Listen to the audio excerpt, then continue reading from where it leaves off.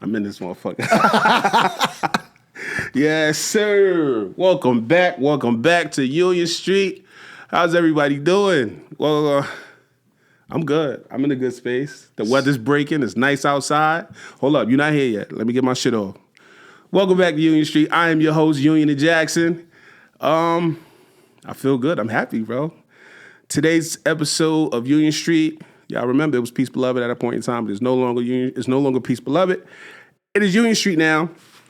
And this episode is very near and dear to my heart because the person that I'm interviewing right now was very near and dear to my heart.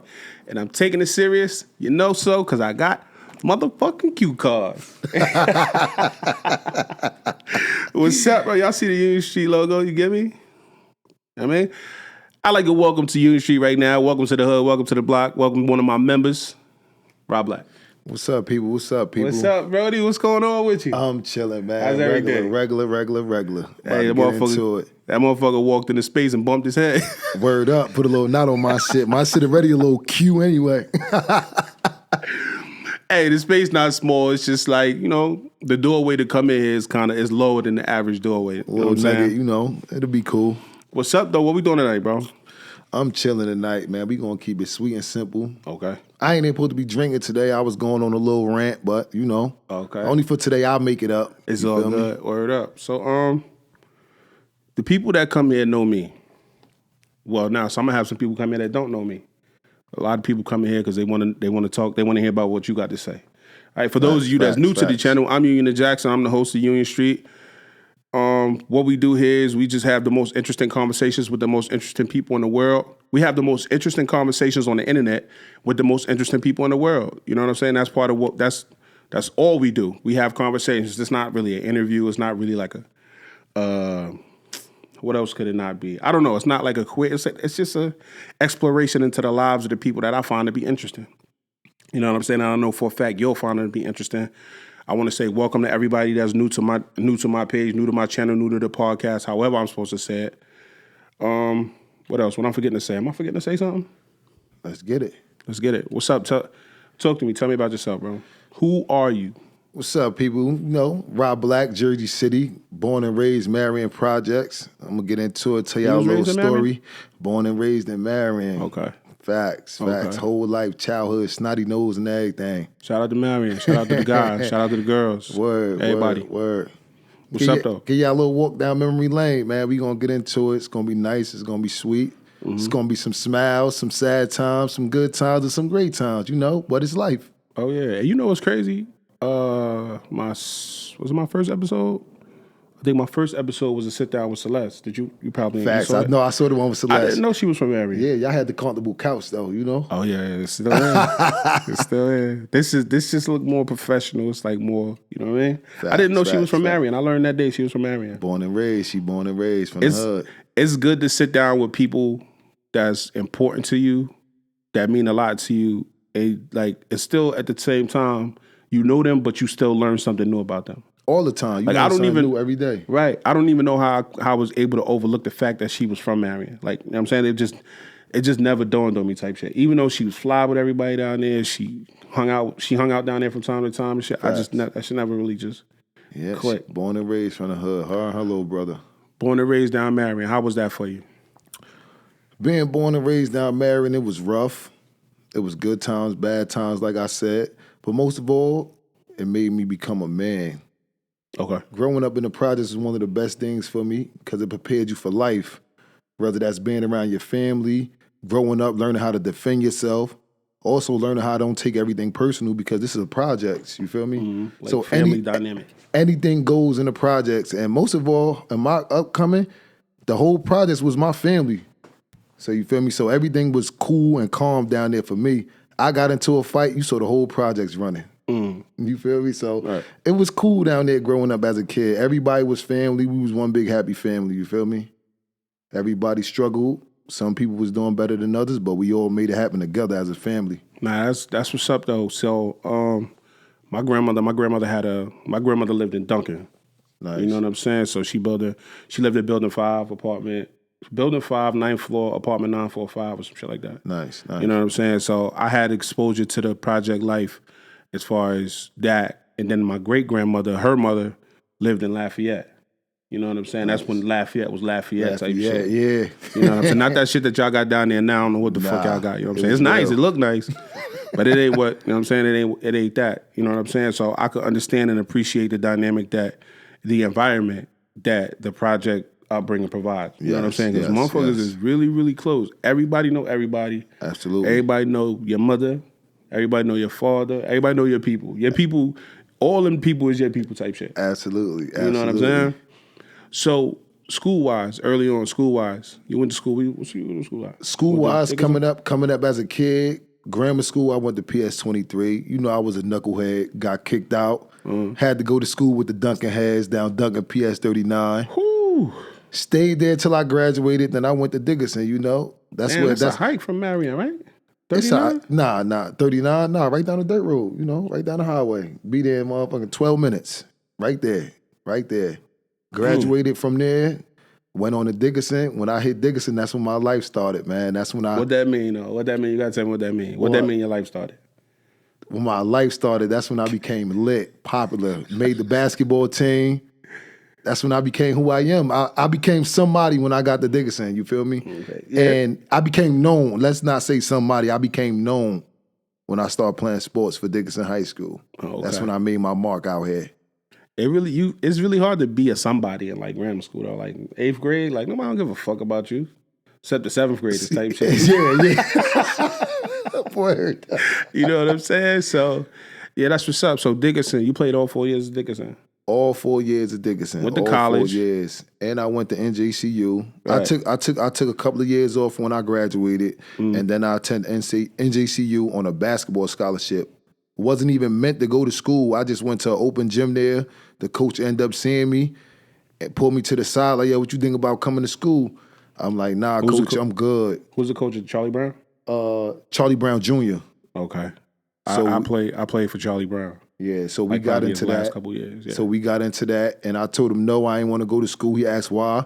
I told him because my mom was single and I wasn't about to put her in debt because I know college expensive. Mm-hmm. He told me to come see him on a Monday. I went to go see him that Monday. That man had me a scholarship. So I couldn't turn it down, so I gave it a shot. Nah, you can't beat that. That's what's up, bro. So you said after that you got lit. You did some shit in school, right? Like, yeah, when I started my freshman year, I was the first freshman to start off as a freshman, averaging 23 points a game since 1979. I took over that title, and I was the first freshman to ever get Rookie of the Week for the first 15 weeks of the competition. That's fire, bro. All right, so all of that leads up to what? Where we at? Where you want to go from there? Where you want to go from? You went to college, right? Tell me about life in Marion, juggling, trying to balance your life down there. Was it any like conflict or confusion or inability to maintain your life in college and still be Rah Black in the hood? Growing up in Marion and still juggling college at the same time, it wasn't a problem for me. You feel me? I like to be away from my hood at times, so it wasn't never a problem. I go to school, I go to practice over, I go back down the hood and play basketball. Like, I wasn't never missing class or nothing just to go stand in the project. So me growing up in the hood and juggling school, or how y'all say it, being in the streets at the same time, it wasn't an issue for me because I needed that break away from the hood. Okay. So it wasn't an issue for no me. conflict. And then I loved it basketball at that moment. I was all in. So if I ain't play basketball, I ain't had nobody there to come to the games yelling my name. So I was focused on school, and then when school was done, I was in the hood doing what I did. Okay, because a lot of times we find that you have these young guys, and young girls too, that find it difficult to understand that you could do both. You know what I'm saying? And I think that's real important. That's one thing that you preach a lot. Like, you could be a regular, real nigga and still do what you're supposed to do and be what you're supposed to be, that type shit. You know what I'm saying? Absolutely. You could live on the right side of the law and still be a real nigga. Absolutely. You know I what did I'm saying? it. I'm walking proof. I went to college, graduated high school. I never been left back. Still going to the clubs, drinking, chilling. Time out. We're not going to shit on the people that got left back because sometimes things happen. you have to deal with things in real time, so you get left back. Shout out to everybody that been left back. And fuck you, Mr. Thanosopoulos. Bitch, I had shit going on at the crib. Word. But go ahead. So now you lit, right? Damn, I don't want to skip past nothing important. You know what I'm saying? But I do want to get to the most pressing shit, the most important life. Shit that, you know what I mean, that molded you into this version of yourself type shit. You know what I'm saying? Like I can appreciate the time that you spent growing up and molding years. Like you said, you got to high school and you came somebody, you got lit, you went to school, you played ball. I seen you play ball. I know you nice. Absolutely. You know what I'm saying? And I can appreciate that. I can appreciate you honing your skills and practicing on a daily, because I used to love basketball too. Absolutely. But I didn't really love basketball. So that's the difference, because I liked it because all the homies liked it. You know what I'm saying? And it's way easier to get niggas to go to the basketball court than it is to get niggas to go to the football field. I actually loved basketball. It was times in the summer I was playing 3 games in one day. And I ain't talking about pickup games. I'm talking about a game at Baby Ruckers, a game at Baruch College, a game at Branch Brook, all in one day. Like, I really loved basketball. Like, yeah. I felt though if I didn't get into the situation I got into, I would have went further in basketball. I think so too. I said that too. I was just talking to somebody about that. I said, yo, bro had potential. I said, I'm looking forward to this interview because bro had potential. He got a good story to tell, you know what I'm saying? And came out on the right side of it type shit. You know what I'm saying? Absolutely. So what was your motivation early on? What was your motivation? Was your motivation to just not, like you said, you didn't want to go to college because you didn't want to put your mother in debt. But like, what was your motivation prior, like leading up to that? Was your motivation to, you know what I mean? What did you aspire for prior to, you know what I'm saying? Me understanding that I could go to school for free. You know what I'm saying? So like, what was your aspirations before the scholarship? Aspiration before the scholarship, I always wanted to go to college, believe it or not, to pursue my basketball career, but I wasn't willing to put my moms in debt, because you got to remember, I was a knucklehead. So I'm like, before I put my mom's in debt and I end up skipping classes and failing off and not taking it serious to put her in debt, I'm just going to sit it out. You feel me? But when I got the scholarship, it was a green light. Like, okay, now you got to go hard with this basketball, because this is one of the ways you can make it out.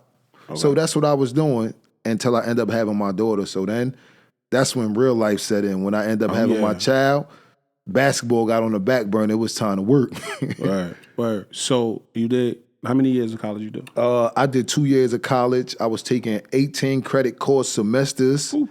So if I was to go back right now, I would only need like 27 more credits to graduate, but I really ain't beat for school. I ain't gonna lie to you people. I ain't beat no more. Since I ain't playing basketball, I ain't even beat to even go back in there, because basketball was my motivation to stay into the book. So now I ain't got that going on.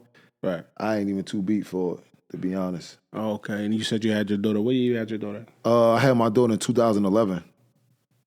Okay. 2011. Okay, yeah, no, that makes sense. Yeah, that was my bad. So you said you had your daughter in 2011. What? And you said real life sets in at that point. Now that's a fact, because children will change your life. Absolutely. Immediately, especially if you the type of person that comes from, not necessarily saying your situation, but my situation was such that my pops wasn't around. My mom's struggled early on until she eventually got her shit together for real. You know what I'm saying? So if you come from a situation where it's like not the best situation for like you experience in childhood and not the most best situation. Yes. You know what I'm saying? That could be tough. That really plays a big part in the type of parent that you become. Absolutely. You know what I'm saying? So what was that like? The birth of your daughter. The birth of my daughter, that was one of the... No, tell me real quick. Let me tell me your reaction when you found out you was having a girl. When I found out I was having a girl, no bullshit, I was happy as hell. What? You was happy because you was just gonna have a healthy kid, or you just happy because it was a girl? I wanted a girl, and I want another girl. You do? Yes, because it's something with these girls, man. They like girls so tough, precious, bro. Like 100%. They treat you like a king. Your daughter treats you like a king. These little knucklehead little boys, they gonna treat you. They gonna run over you. Yeah, nah, they ain't gonna run over you now. But them girls, they just different. Like them girls, to me, this is my opinion. Not everybody got this opinion, but to me, girls really, really change your life. You feel me? Because you know when you have a young king, you be like, oh, here, boy, so you could be hard on them, body shots and all that. But when you get that princess, right. it brings something soft out you, man. I don't know. You hear something hit the floor, you like, all right. But you got a daughter, it's like, oh, shit. Yeah, Baby. like they change your life, bro. Word. That's what's up, bro. Damn. I'm gonna get into these questions. So we're gonna have to fast forward a little bit. All right, let's fast forward. Let's get into it. So one of the things that I know that sticks out when we talk, because we've had talks about, people peaking at a certain point in their life, and they're it sounds disgusting to say, but they peak at jail or prison type shit. You know what I'm saying? Yeah. So that's one of the things that they always revert back to. You know what I'm saying? And I realize that jail for you, prison for you, is a prison or jail? Which one is the appropriate one to say? Prison, jail, it's all the same. All right. So I know that was a turning point for you because you had aspirations. You saw your life going a certain way. You know what I'm saying? Absolutely. So let's get into that. Let's talk about that. Did we skip? We kind of skipped the. No, let's get into that. I feel like that's something that we could talk about, and we'll double back about. Where you want me to start at? Start at the beginning. Your charge. You called Start at the beginning. This was crazy. Like the way I caught my charge was definitely crazy. You ain't gotta name names. You ain't gotta get specific. Nah, I'm not gonna name no names. But the way I caught my charge, it was crazy. Like my charge found me, if that makes sense. Mm-hmm. My charge found me. I can remember it vividly. Like I can remember it like it happened yesterday. This is how crazy it was. I caught my charge in 2015, going into 16 on New Year's Eve at like 4:30 in the morning. This when I was dealing with my ex. We went to a Christmas party or whatever. I blame my ex-sister boyfriend for me catching my charge, and I'm going to get into that. I say that because when I pulled up to the party, we were supposed to go in there and chill for a moment, you feel me? But he ended up getting too drunk, so we had to leave early, and that's why I bumped into my charge. Because if we would have stayed, I would have missed the people, and I wouldn't have caught my charge. So let's fast forward a little bit. I picked up my ex. Now we on our way home. We driving home. Me being in the streets, I peeped what's going on. So as we driving, I got no tint on my car at the time, so we just driving. And I see another car behind me, and they tailgating me. So I tells her, like, yo, put your seatbelt on, and I'm going to slow down, and I'm going to let the light turn red. The light was green. I slowed down on purpose. This how I know if they following me or not. I slowed down, and as soon as the light turned red, I floored it and ran through the red light. And the other car behind me, they ran through the red light. I knew it was on. Was this, and you felt like it was specifically for you, that whole situation? Yes. Okay. Yes. So I felt like it was for me, so it was on. So now we racing up and down Mallory. I'm trying to lose them. In my mind, I'm like, damn, I don't know who they is. I don't know what they want with me, but it ain't about to be me. You feel me? I feel you. Like, it ain't about to be me. No matter what the outcome, it ain't about to be me. So I gets on the phone. I call bro. Everybody know the story already, so I can say my bro name. I call my bro June. That's my go-to for everything, and vice versa. I calls my bro June. Rest in peace, June. Like, yo, niggas on my ass cut. I don't know for what reason or whatever. He like, where you at? I'm like, yo, I'm on Mallory. I keep circling Mallory. I'm trying to lose them. I'm like, yo, these niggas crashing the back of my car and everything. He like, all right, I'm on my way. So I'm on Mallory. I turns up Virginia going up the one way. Like, all right, I'm going to lose them. I turns up Virginia going up the one way. They keep going straight. I'm like, oh, all right, cool. I lose them. What type of coincidence is this? Is they come around and come down Union the correct way, and I pulls over in front of their house. In front of their house, bro, where they having a fucking Christmas party at, bro. So me being who I am, I ain't no bitch, you feel me? I got my ex with me, my shorty with me, whatever.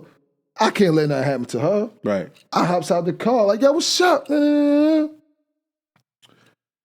drivers get out the car, the passenger get out, and now he pulls the seat back. A backseat person get out, you feel me? Oh, no. I'm like, oh. Now I see the driver with the machete. I'm like, oh Nigga, shit, you was I in done school with some fucked Haitians? up. Had a machete, bro. I'm like, oh shit, I done fucked up. So I'm like, you know what? Fuck it. My bro coming. I'm gonna stall these niggas out. I start running around the car, you feel me? Right. So now we both circling a car, and I'm looking at these dudes, bro, and they white. You feel me? I'm not gonna lie to you, bro. I never heard the story before. This is all new information, bro. Yo, this is crazy. So that's why everybody tell me to write a book about it. It's crazy, bro. So now I'm running around the car. One dude got a bat, one dude got the machete, but you could tell they want to do something, but they scared of me too, because the way I'm acting, because they just could have rushed me and then did what they did, you feel me? So I'm running around the car killing time for my brother to get there, you feel me? Now, people coming out the house party, they family coming out, you feel me? Because now we was yelling. All I saw turning down Virginia was the crispy blue headlights. And I looked at the dude with the machete and I told him, I said, you done fucked up. I ran in the street, ran to bro car. I already knew what time it was. I got it. Boom. Got the strap. I didn't really want to shoot these people, bro, all honesty. But wait, prior to that, did you know these people? You had to run it with these people? No, never knew them. So why Never the knew fuck they them. helping Watch your when you hear ass? the ending of it. Watch when you hear it. All right, good. So I runs to bruh. Bruh, he think I'm an angel. He love my life. He never want me in trouble. He like, no, you ain't about to do this. I'm about to do it. You feel me? Like, nah, you got shit going on. And we tussling with the gun, you feel me? Being that I'm so angry, I end up overpowering him. And I gets it. The dude is walking towards me now with the machete. I shows him the grip, cock it back and everything. Like, yo, I'm gonna bust your ass, bro. Hesitating to see if they chill out. The nigga ain't chill out, bro. You know what? I want to say something real quick.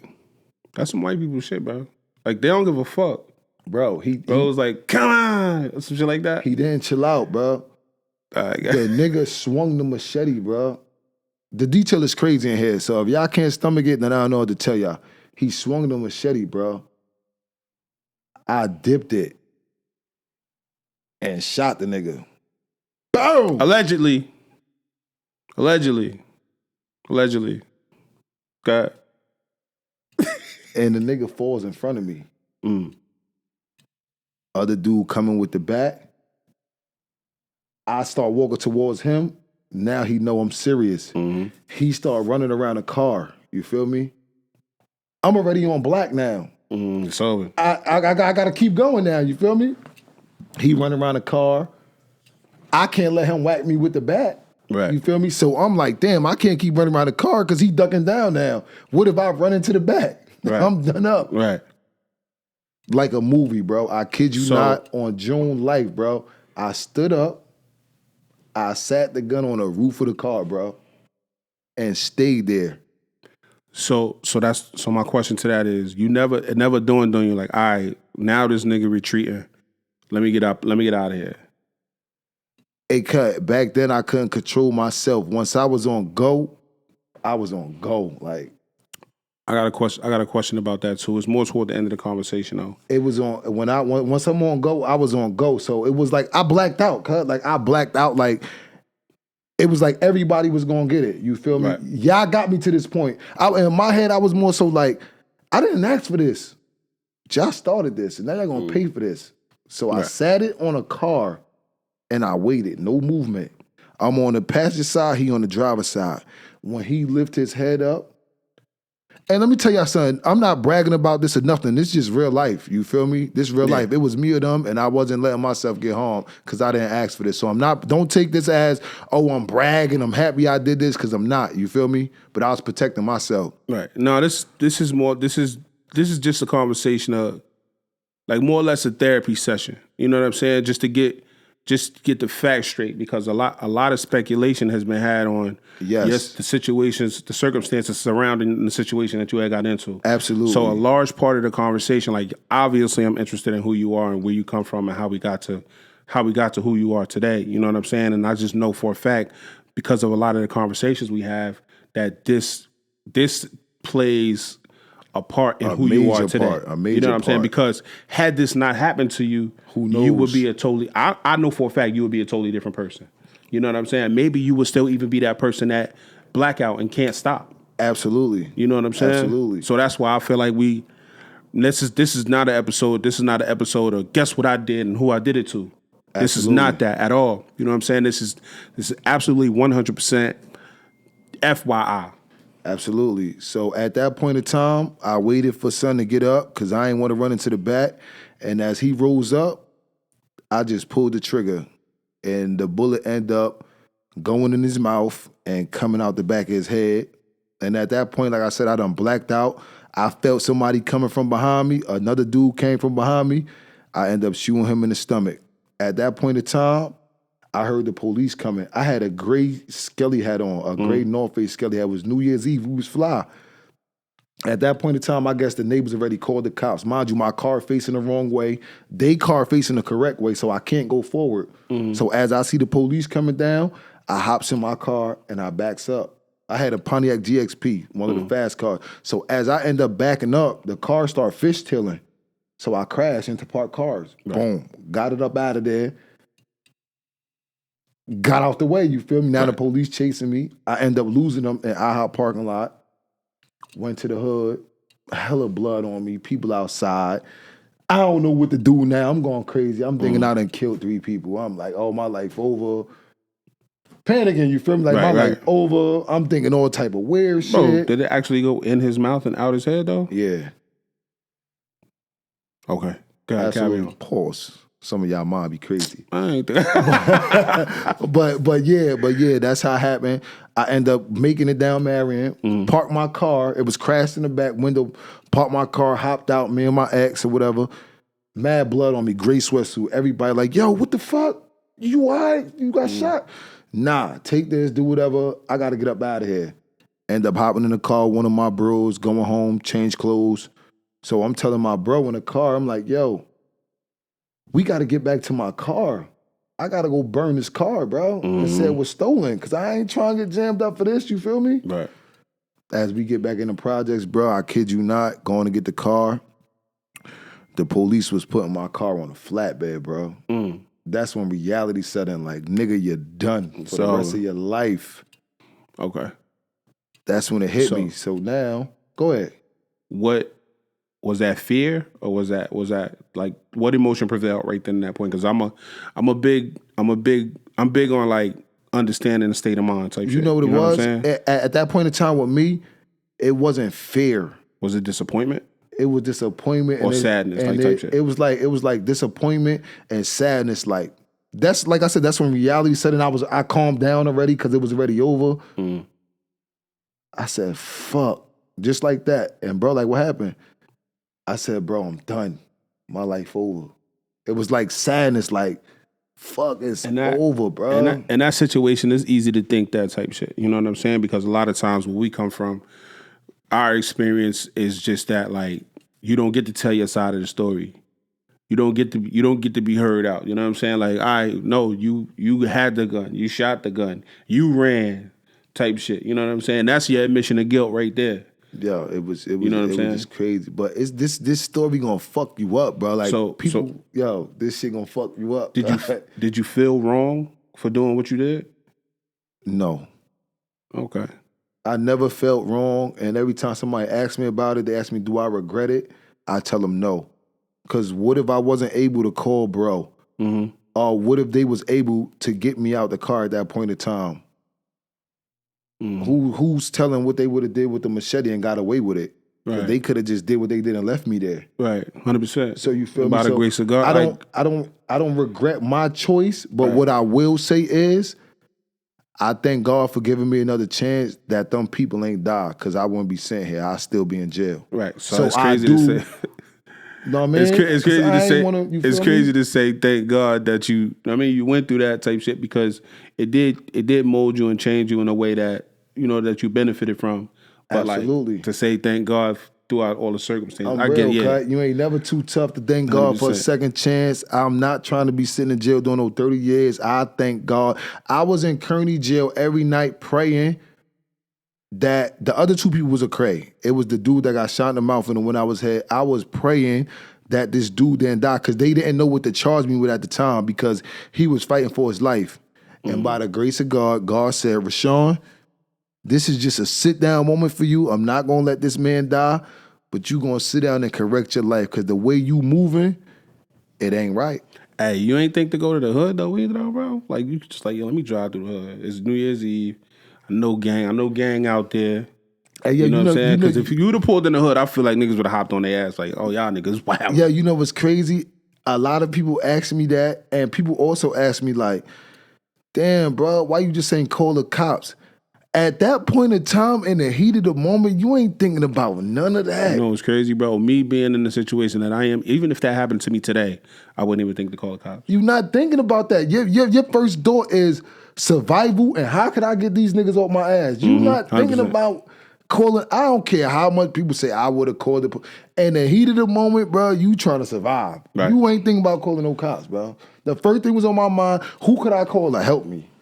The police ain't gonna fucking help me. Nah, I wouldn't. Like I said, I wouldn't call the cops. And Not then even today. the nationality they was in that area, Right. they wasn't I'd helping have me, bro. I'd have took them niggas through the hood though. To be honest with bro. you, I would have took them through the hood. Like, nah, fuck that. These niggas, or just to make it even, I would have took them to the hood.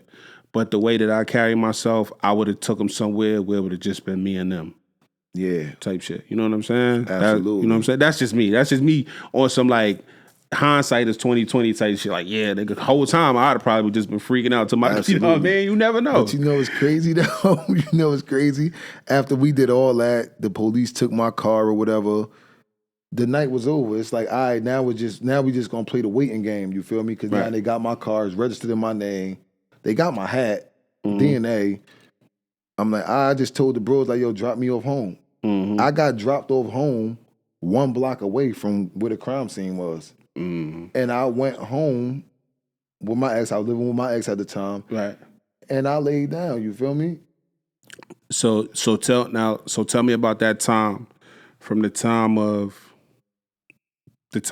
where you go from just letting it settle in and saying like, all right, I'm gonna just go to the crib and lay down, to the time where you actually had to start dealing with the consequences. Walk me through that process.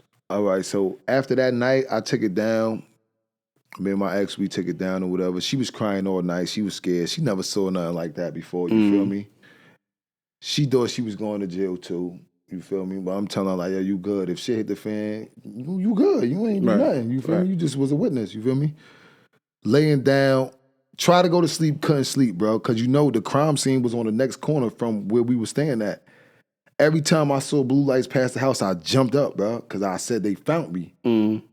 So I jumped up. For the third time I jumped up, I grabbed my phone and I gave her my phone. I said, look, if they was to come in here and get me, these is the people you call. I know for sure they gonna tell you what to do, how to do it, and they gonna do it with you. You feel me? Right.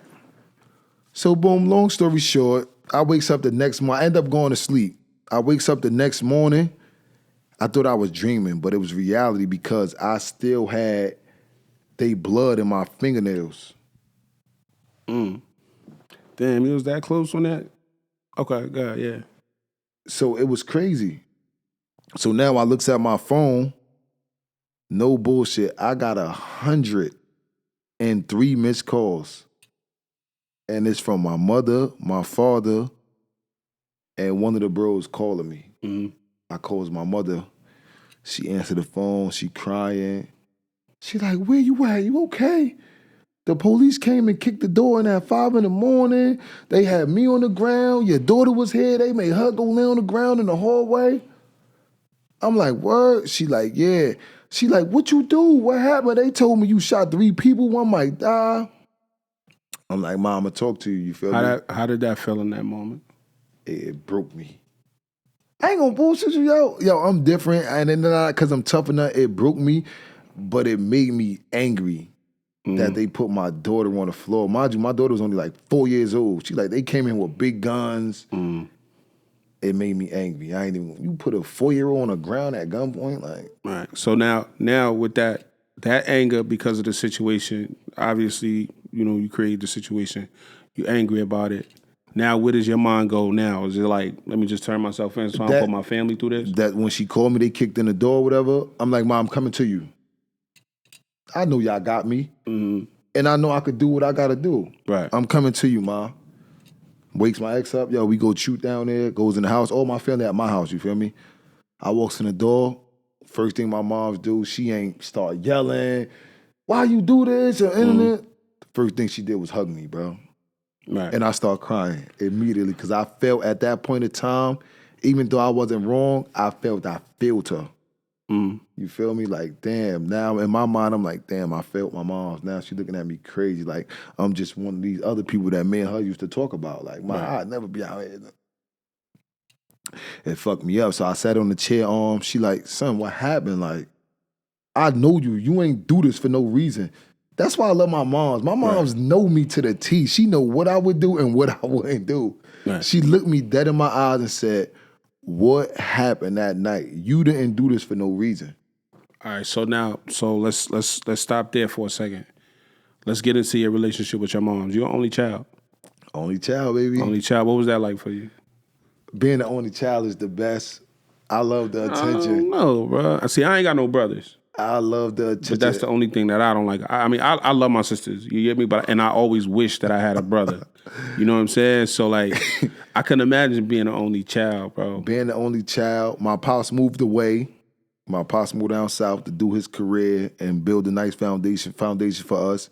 I got 3 brothers, but I'm the only child for my mom. Right. So being the only child for my mom, it was the best for me, bro. I loved it. I loved the attention. I loved going shopping every Friday because there wasn't no other child around. So it was just me and her. I loved it, bro. I ain't gonna hold you. Word. You look like your pops too. Yeah, I like a mix of both. You feel me? I got my mom lazy eye, but I got my pops looks. Lazy eye. Yeah. Mom, dude, you ain't got no lazy eyes. Don't listen to that, bro. Mix of both, man. Yeah, I love being the only child. I ain't even gonna hold you. Only child. Do you feel like? Because they say they say you got middle child syndrome. You got only child. You got the only child. I don't know what they call it, only child shit. But like, do you feel like? I'm not gonna say it in a way like you have trouble with anger, but like, do you feel like you being the only child contributed to your inability to just walk away from that situation that night? I won't say me being the only child had something to do with that. Just go back to what you were saying. And what my lady was also saying that I disagreed with y'all on at that point in time, but now I understand it. It was me being a product of my environment that didn't let me walk away. Okay. From the situations I seen and the way we was raised from our uncles and stuff like that. Like at that time, we was raised to be tough. Like nobody don't play you. Whether you win, lose, or draw. Right. You gonna stand up and be a man. So it wasn't about me being the only child. It was me being a product to my environment. Like I can't let my environment down. Okay. Now that make perfect sense because you don't necessarily have to be a part of a mob or a part of a gang to understand gang mentality and gang culture. Exactly. You know what I'm saying? So like your environment creates a mentality within you that says like exactly what you're saying. Like don't ever let nobody disrespect you. Don't ever let nobody play with you because at the end of the day, like not only are you a product of your moms and your pops, you're a product of where you come from. Exactly. You know what I'm saying? And so one of the things that they're gonna say is one of the things that's gonna come up in conversation is, oh, you heard what they did to Rah Black from Marion? Exactly. You know what I'm saying? They're not gonna think about your moms or your pops. It's gonna be your name, where you from. You know what I'm saying? And how you carry yourself, how you carry yourself. You get me? Exactly. So I understand that. I understand that part of it. All right. So now let's jump back to you at your mom's crib. So when I got to my mom's crib, we talking. I tells her how everything break down or whatever. My grandmom lived down the court from my mom. That's my ace bone. My grandma's my ace bone. Rest in peace, Lily. That's my baby. Rest in peace. I lost her while I was locked up, but that was the ride of the family. So I gets to her. I'm in my emotions. I'm crying because I felt I done let them down, so I'm crying and shit. So my grandma's grabbed my chin like, you did what you had to do, and you gonna be all right.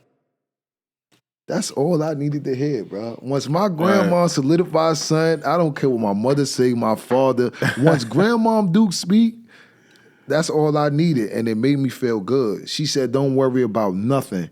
We got the lawyer already. I didn't even know nothing about this. As soon as the cops kicked in the door that morning, they got the lawyer. Exactly. So they got the lawyer.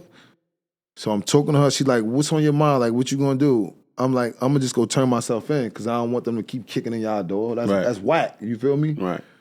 So we called the lawyer. Shout out to Adrian, Adrian hit my mom's back like, yo, don't turn him in yet. You feel me? He ain't got no warrant or nothing for his arrest yet. He not a suspect. She said, just tell him lay low, whatever. I laid low. I went to my, I got my family big. Went to one of my rich family spots, chilled out for a couple of weeks. Nothing. No warrant, no nothing. I'm like, oh, okay. You couldn't have thought it was sweet though. No, I didn't think it was sweet, but I'm like, no warrant or nothing yet. Mm-hmm. Cause I'm in cahoots with the lawyer. She's like, yo, nothing, they ain't got your name down. But in back of my mind, like they got my car. Right. It's only a matter of time. So I hit the lawyer like, look, I'm about to go back to work. I'm about to live my life until the time get. I'm not about to be living like I'm no fucking fugitive. Mm-hmm. I goes back to work. I worked for a whole 2 weeks, cut. A whole 2 weeks I worked. By that time, you had to start thinking it was sweet. At that time, I'm like, oh, I'm good. Because ain't nobody come, you feel me? I'm good. Mind you, I'm still living in the same area that it happened at, going to the store, going to the bank. I worked for 2 weeks.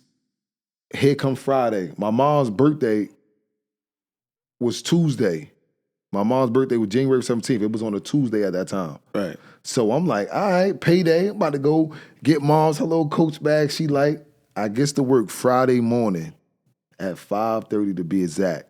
Put on my freezer clothes. I was working at not Blue Apron. I was working at A-Hole. A-Hole, I-Hole, whatever y'all want to call it. I was working there by the graveyard. I gets in my area. I hear them call my name on a loudspeaker. Smalls, pull to the main office. First thing click. Oh shit. They heard about the shooting. They're about to fire me. I start walking to the office. The supervisor meet me. He like, bro, look, I don't know what happened, but it's mad police in the cafeteria waiting for you. He saw my face. I'm like, man, I'm about to hit the back door. I'm going. You feel me?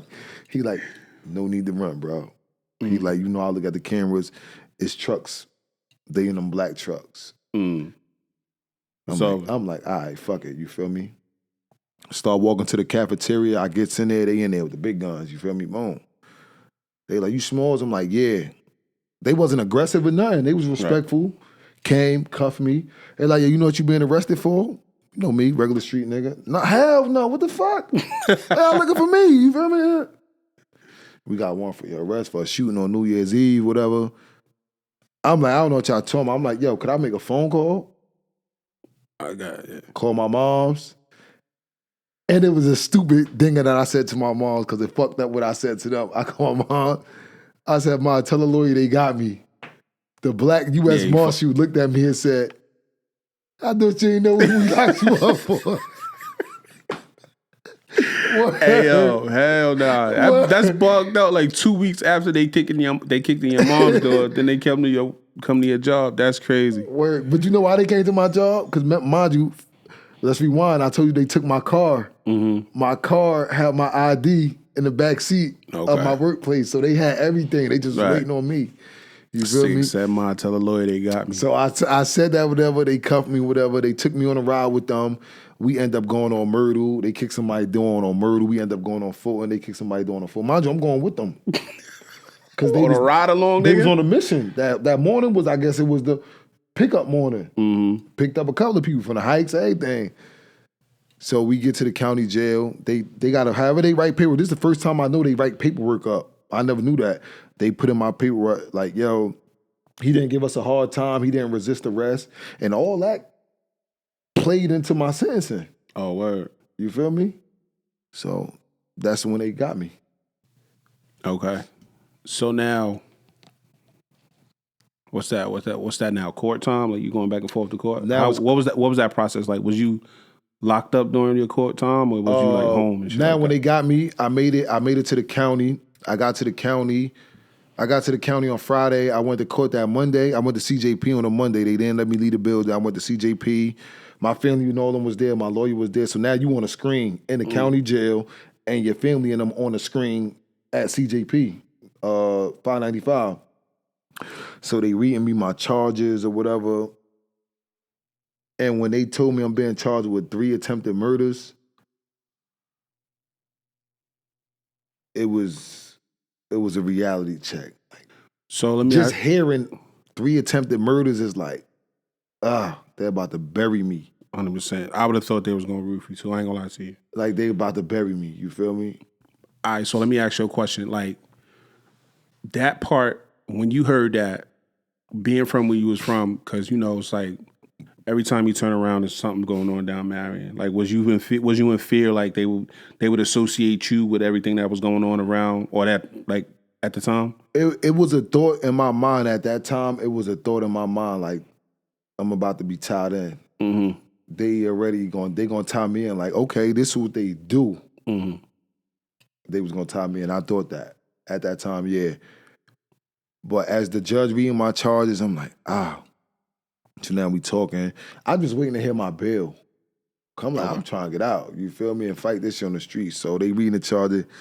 She say my bail. So my bail was $450,000. I'm like, I know I'm gonna make bail. Damn. You get what I'm saying? That's a lot. I don't care if I gotta sit. This not me being cocky or nothing. I got some good family members that's doing good. So my thing was, long as it don't go no fucking 1.8 million, Right. I'm gonna make it out. Whether I sit 6 months, they gonna get this money. You feel me? Right. When she read my bill, I'm like, that's still, to me, it was like, ooh, that's a lot. You feel me? Right. So the judge, like, you understand everything, Mr. Smalls? I'm like, yes, Your Honor. So my lawyer, like, Nigga, did you actually, or did you just say yes to get up out of there? No, I understood. Okay, I understood okay. my charges, 3 attempted murders, which is you shot 3 people above the waist. Anytime you shoot somebody above the waist, it's called attempted murder. Not saying that's the charge that's gonna stick, but anything above the waist, they charge you with attempted murder because it's above the waist. Anything below the waist and down, aggravated assault. Okay. That's new information to me. Yeah, so when I picked up the phone to talk to my lawyer, so nobody else could hear us. Mm-hmm. So she like, I just talked to your pops and your moms, and they said, don't worry about it, they gonna bail you out. That's fine. That was music to my ears. I went upstairs and slept good that night. So the next day I wake up, I get on the phone. I'm gonna fast forward a little bit. I ain't gonna say everything, but I get on the phone the next day, talk to my dad, my moms. They like, yo, we gonna come get you. Mind you, my dad was living in South Carolina. He like, yo, I'm gonna come up and I'm gonna get with you. Everything gonna be all right, son. Just wait patient. I'm waiting patient. 5 days go by. I'm getting impatient now. Dad, what's up? You know what I mean? Mm-hmm. He like, son, be patient. He like, you know what? Can you sit to the 21st? I'm looking. All right, Dad. I can sit. You feel me? Hey, you got some nerve. Exactly. The only child. That's the only child syndrome. You got some nerve. So, all right, I guess. So I sat for the 21 days. That Friday came. What y'all gonna laugh at this? That Friday came. Rest in peace, June. June, baby mom's Tina was in there at the time. You feel me? Came and got me. In jail, nigga? A CO. Oh, okay. Tina was a CO. Was it Tina? Yeah, I think Tina was a CO at the time. Okay. One of them was a CO at the time. So they came and got me, like Smalls pack up on a Friday night. Pops, Mom, Dukes, and them that paid that bill. Right. I'm out on a Friday night.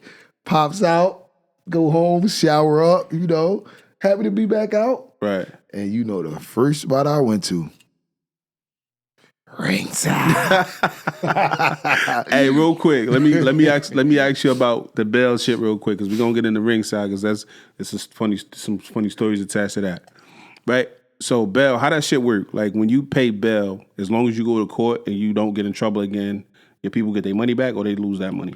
In my situation, we ain't get no money back. We ain't get no money back because in my situation, we went through the bills bombing at the time. So my bill was $450,000. So my dad had to pay, well, not my dad, everybody in my family, and some of my friends gave me some money to bail out too. It came to $35,500. I could have paid $4,000 and still owed like 20 something. You feel me? So I sat. That's why my dad was like, "Can you wait?" Right, and we just gonna pay it in full so you could come home not owing nobody no money. Right. So I came home not owing nobody no money. Okay. So I was home. Blessing. I wasn't free. I was on borrowed time because I knew I was going to jail sooner or later. I was on borrowed time. And me, going back to what you said, being the only child, before I caught my case, I was working 2 jobs. So when I came home, my grandmom's a G. She was on some shit like, yo, resign from them jobs. Don't worry about no money. I got you. Enjoy the time you got until you got to go handle your business. Damn, nigga, that shit had to suck. Just had that in the back of your mind. Yeah, it would suck. But at that point in time, I was just like, this is something I gotta do. So why, I'm not about to stress over it because I gotta do it eventually. So why not enjoy this time now? Okay. That's how I was looking at it. So I was spending time with my daughter. I was spending time with the streets. I was spending time with the chicks. What? I was doing everything from Monday to Monday. I was in the streets running from Monday to Monday and enjoying life because I knew sooner or later I was going to have to sit down for a few. Right. So now go ahead. You say you came home, you went to the spot. So I came home. World famous Jersey City staple, Ringside. Yeah. The spot. So I comes home, whatever. I go to the spot, first night out, I'm in the spot, you know. It sucks that it works like this, but being that, I'm gonna keep it real, but being that I bailed out from a shooting, everybody was praising me. It was like I was a celebrity, like, oh, son made bail, you done hit 3 motherfuckers, you done bailed out, you get what I'm saying? Mm-hmm. Now you're a little celebrity, and it kind of gets to you a little bit. Because now you're like, oh, I'm that nigga, you feel me? Da-da-da-da. I mean, so it was that wave or whatever. I fought my case. I bailed out 2016 of February. I fought my case all the way until October. Wait, let me rewind a little bit. Remember, I had a co-defendant. June was my co-defendant. They ended up having June Carr on camera that night. Mm-hmm. So they was looking for him. They ended up catching him on a little bullshit drug case, and then it tied him down. Mm. Oh, you was the dude we was looking for with the Benz. Mm. It tied him down. So for the people who ain't know, when bro got locked up and he made the phone call home, bro never said I was telling. You get what I'm saying? He made the phone call home like, yo, I got jammed up and they got me for raw shit. So you know how the streets go. Mm-hmm. Niggas like, hold up. They interpreted this nigga bail was high as hell. Cause even the COs know, they like, yo, niggas don't make bail that's that high. You get what I'm saying? Right. And I told the CO that. I said, yo, I'm making bail. He like, niggas don't make bail from C5. C5 is the max tier in the county. Mm-hmm. I was on C5. You feel me? Right. It was the baby max, because the max tier is where the real killers at. Mm-hmm. I was on C5. So they like, yo, people don't make bail up here. The pre-killers. So they like, people don't make bail from up here. And I'm telling them, like, yo, I'm making bail. I don't care how long I sit, I'm bailing out. Mm-hmm. So I guess I made the high bail. And then June get jammed up for being with me. So people start adding their little 2 cents. Like, yo, Rod told, because how the fuck bro get jammed up and he ain't know. So that was going around. Okay. I heard it. I paid it no mind. So I do have a question about that too, right? I'm gonna let you get back to the story, but the sting of that initial idea that that's something that you would possibly be capable of doing, does that ever go away? Like, you ever not feel like, damn, like, how the fuck, nigga, you think, why the fuck would you think I'm telling type shit? It went away with me. It went away immediately. Okay. Because bro ain't say it. Right. It only would have stuck with me if my bro would have called to him like, yo, I think Rod told on me. Mm. Then it would have stuck with me. Like, I wouldn't have been able to look at him the same, because you know me. You feel me? We done did shit together. Like, you feel me? Right. So it didn't come from him. So I was on some shit like, I don't give a fuck. Bro ain't say it. Mm-hmm. This who I care about. Right. I don't care about y'all. Because if I tell him y'all playing with me the wrong way, he gonna want to do something to y'all for even playing like that. You feel me? And that's important, because the facts is the facts. You know what I'm saying? Like, a lot of people don't pay attention to the facts. They pay attention to how they feel about the story that they got. Absolutely. You know what I'm saying? So that's important to say, like, yo, like, at the end of the day, I know the truth, you know the truth, so whatever the fuck is going on over there, it don't matter. What's over here is don't matter. It don't matter. But bro came home, bro bailed out. Mind you, I'm talking to bro the whole time, he jammed up. I know where all his money at. You feel me? So I'm talking like, yo, you want me to bail you out today? Nah, let me sit. You feel me? Let me see what they got, whatever. Got to the point, he like, all right, come get me. Goes bail bro out with his own money. Right. Go bail him out with his own money. Comes home. Now niggas looking now. Niggas like, hold up. I thought the street said bro told on bro. Why the fuck they in this club together popping a bottle, chilling? Mm-hmm. So it ain't last long. So then it was like, bro ain't telling on bro and bro still fucking with bro. Right, straight like You that. feel me? So it died out quick. You feel me? It died out quick. So we fought our charges or whatever till October of 2016. That's when we got sentenced or whatever. Bro, June lawyer was telling June to tell on me. That's a fact. The lawyer was telling him like, yo, tell on me. I guess the lawyer ain't know how close me and June was. So June will leave his lawyer and come in the courtroom to me like, bro, this nigga trying to tell me to railroad you because they want you, they gonna let me go. I'm telling my lawyer what June told me. My lawyer telling June like, yo, fire him. Right. So June fired him because I guess he ain't know how close we was. Like, bro, we ain't... So my lawyer worked the deal out for me and June ain't even had to pay my lawyer. You feel me? Right. So June, when they told me my time, I was actually facing 15 years. You feel me? But money talk, good ass lawyer Adrian. We actually came to an agreement. So I'm like, yo, look, what y'all gonna give him? Kind of like on some Bobby Smurda and Rowdy type shit. I'm like, yo, what y'all gonna give him? Cause June was on some shit like, I ain't about to let you do no 10 to 15 years. Either we gonna split that down the middle or son got to go. That's why that's my heart, bro. That's my heart. So fast forward a little bit, my lawyer ended up getting June a 5 with a 3, non-violent. I end up getting a 5 with an 85. I got the violent. Anytime you get a violent crime, you get an 85. So I got to do 85% of my time. And June just got a 5 with a 3. So meaning that like June could do 24 months and come home. Okay. You feel me? So we copped out. Both of us copped out right then and there. We looked at each other. The judge asked us, like, yo, when y'all want to turn in? I looked at June. I said, just like this in the courtroom, I said, Your Honor, I don't know about him, but I'm trying to turn in after the New Year. I need to enjoy Thanksgiving, Christmas, and I need to see the New Year. I didn't even know that was an option. No, they asked you, like, what's the best turn-in date for you? You got to get all your things in order. Okay. So. Oh, shit, niggas accommodating out this motherfucker. Yeah, so we both looked at each other. We like New Year's. So the judge like, you can't turn in no New Year's because you can only turn in on a Friday. Friday is turn-in day. So New Year's was on like a Monday. So we had to turn in on the 6th, which is a Friday. Okay. So after the New Year, we turned in on that Friday, and we went to the county, and that's when we started doing our thing. That's when we went missing for a few. Okay. And I don't remember the time exactly, but I kind of remember you not being around no more. You know what I'm saying? So I was like, what the fuck this nigga at? Because like I said, like this story is all new information to me. Word. You know what I'm saying? And like you said before, people ask you all the time, like, yo, how you and this nigga get so tight? When y'all nigga get so tight? You know what I'm saying? Jersey City not that big.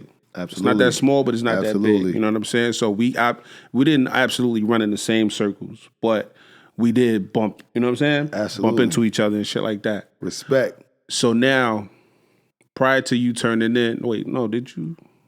No, it was after you turned in, right? That you met sis, right? No.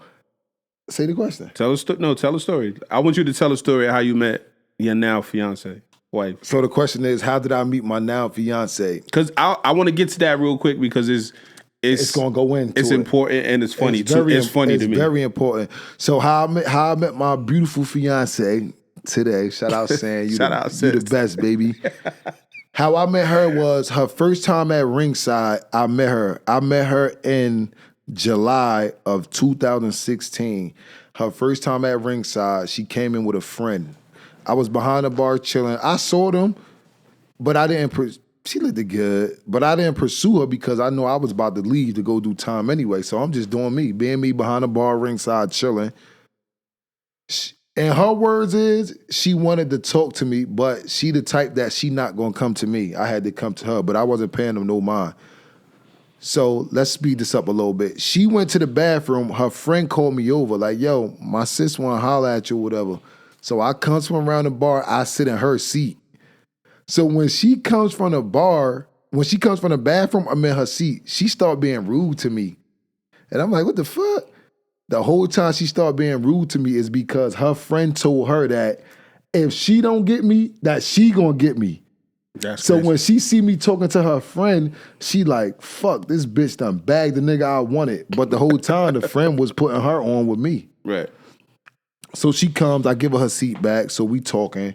So now she ready to leave or whatever. I'm like, all right, you feel me? I walks them to the car, get a little hug, exchange numbers with her. So my bae ain't know none of that. She bougie. We just gonna call her how it is, you feel me? So we talking now. I'm hitting her with the good morning Texas with the rules every morning, you feel me? Right. And she paid attention. She smart. I kept putting on my old Instagram the countdown. So she like, what the fuck is the countdown? You feel me? So I told her I was going to the army. You feel me?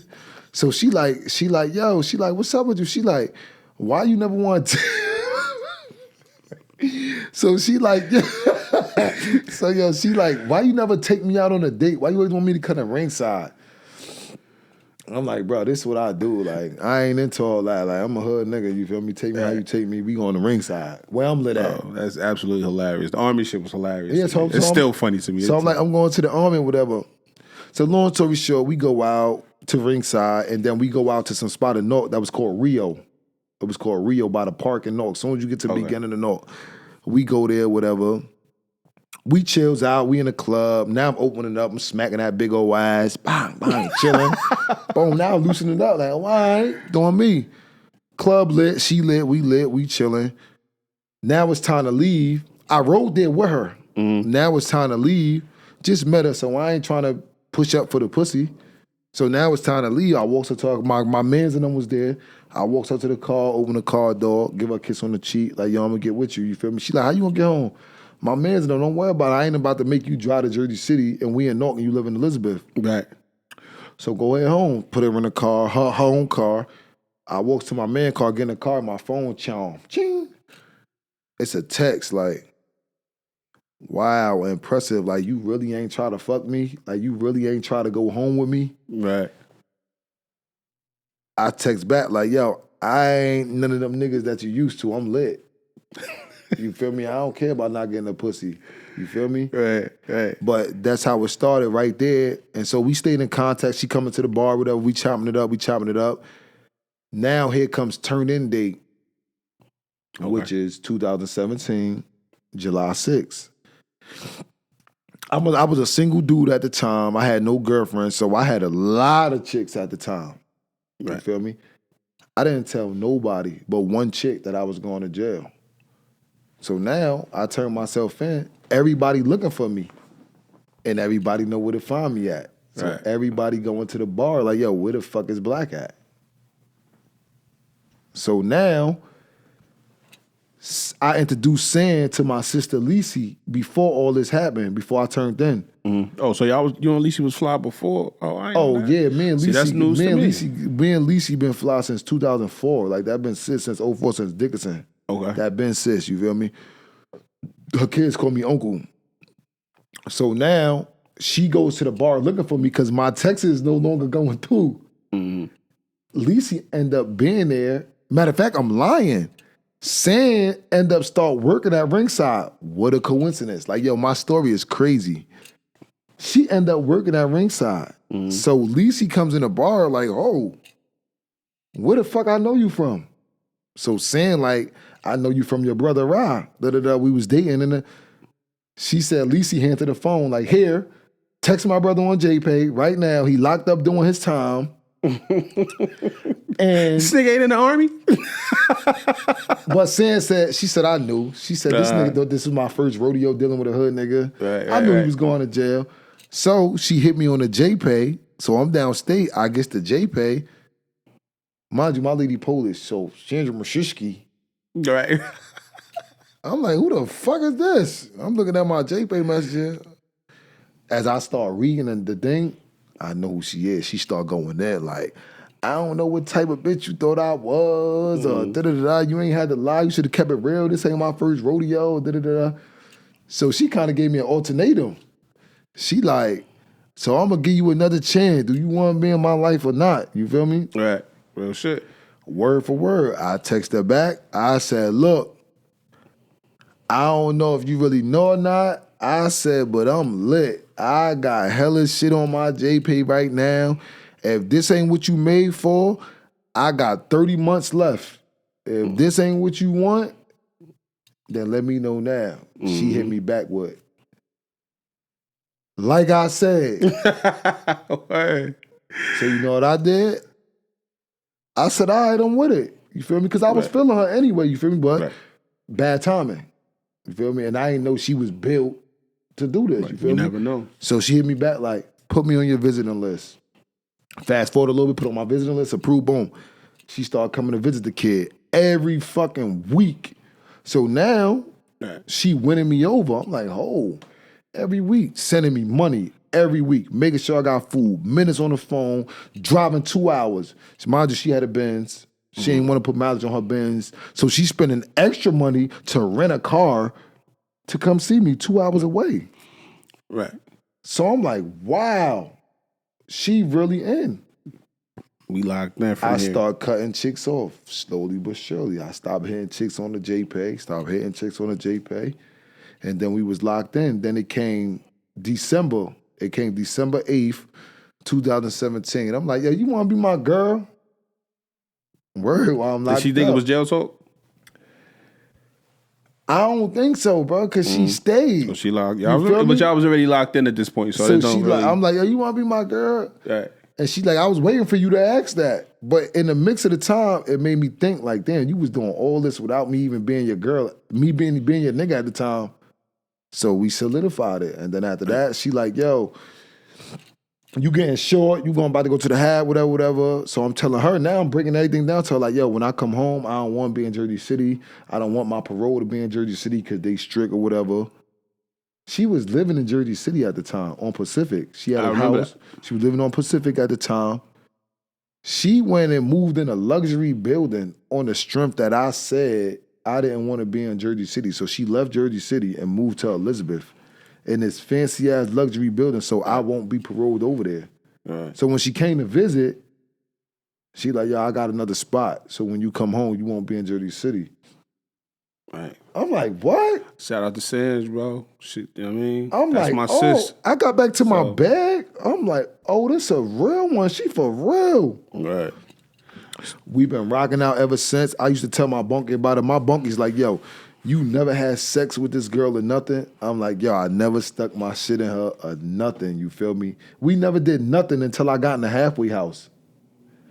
That's what made me love her more. Like, yo, this chick is a rider. We never had sex or nothing. This chick put her life on pause, not knowing if I'm going to come home and shit on her or not. Right. So I felt though I couldn't come home and shit on her because that was a real bitch. She not a bitch, but this how we talk. That was a real bitch shit. Like, she stayed 10 toes, not knowing me, fully knowing me, and waited for me, bro.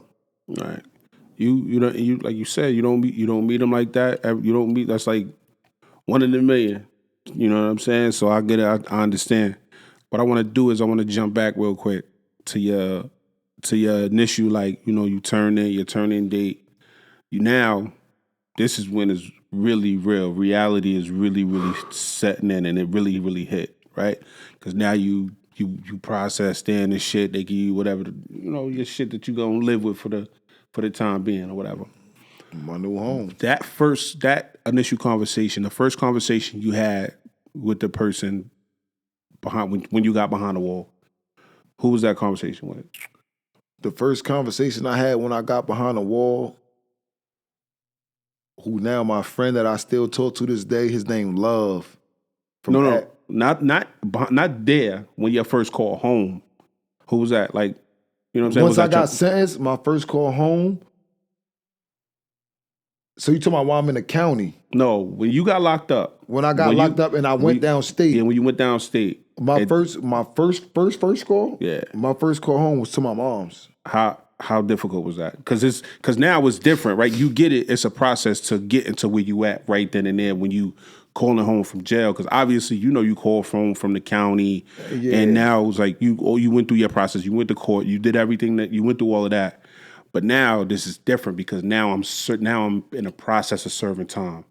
So tell me where your mind went, where your mental went. My first time.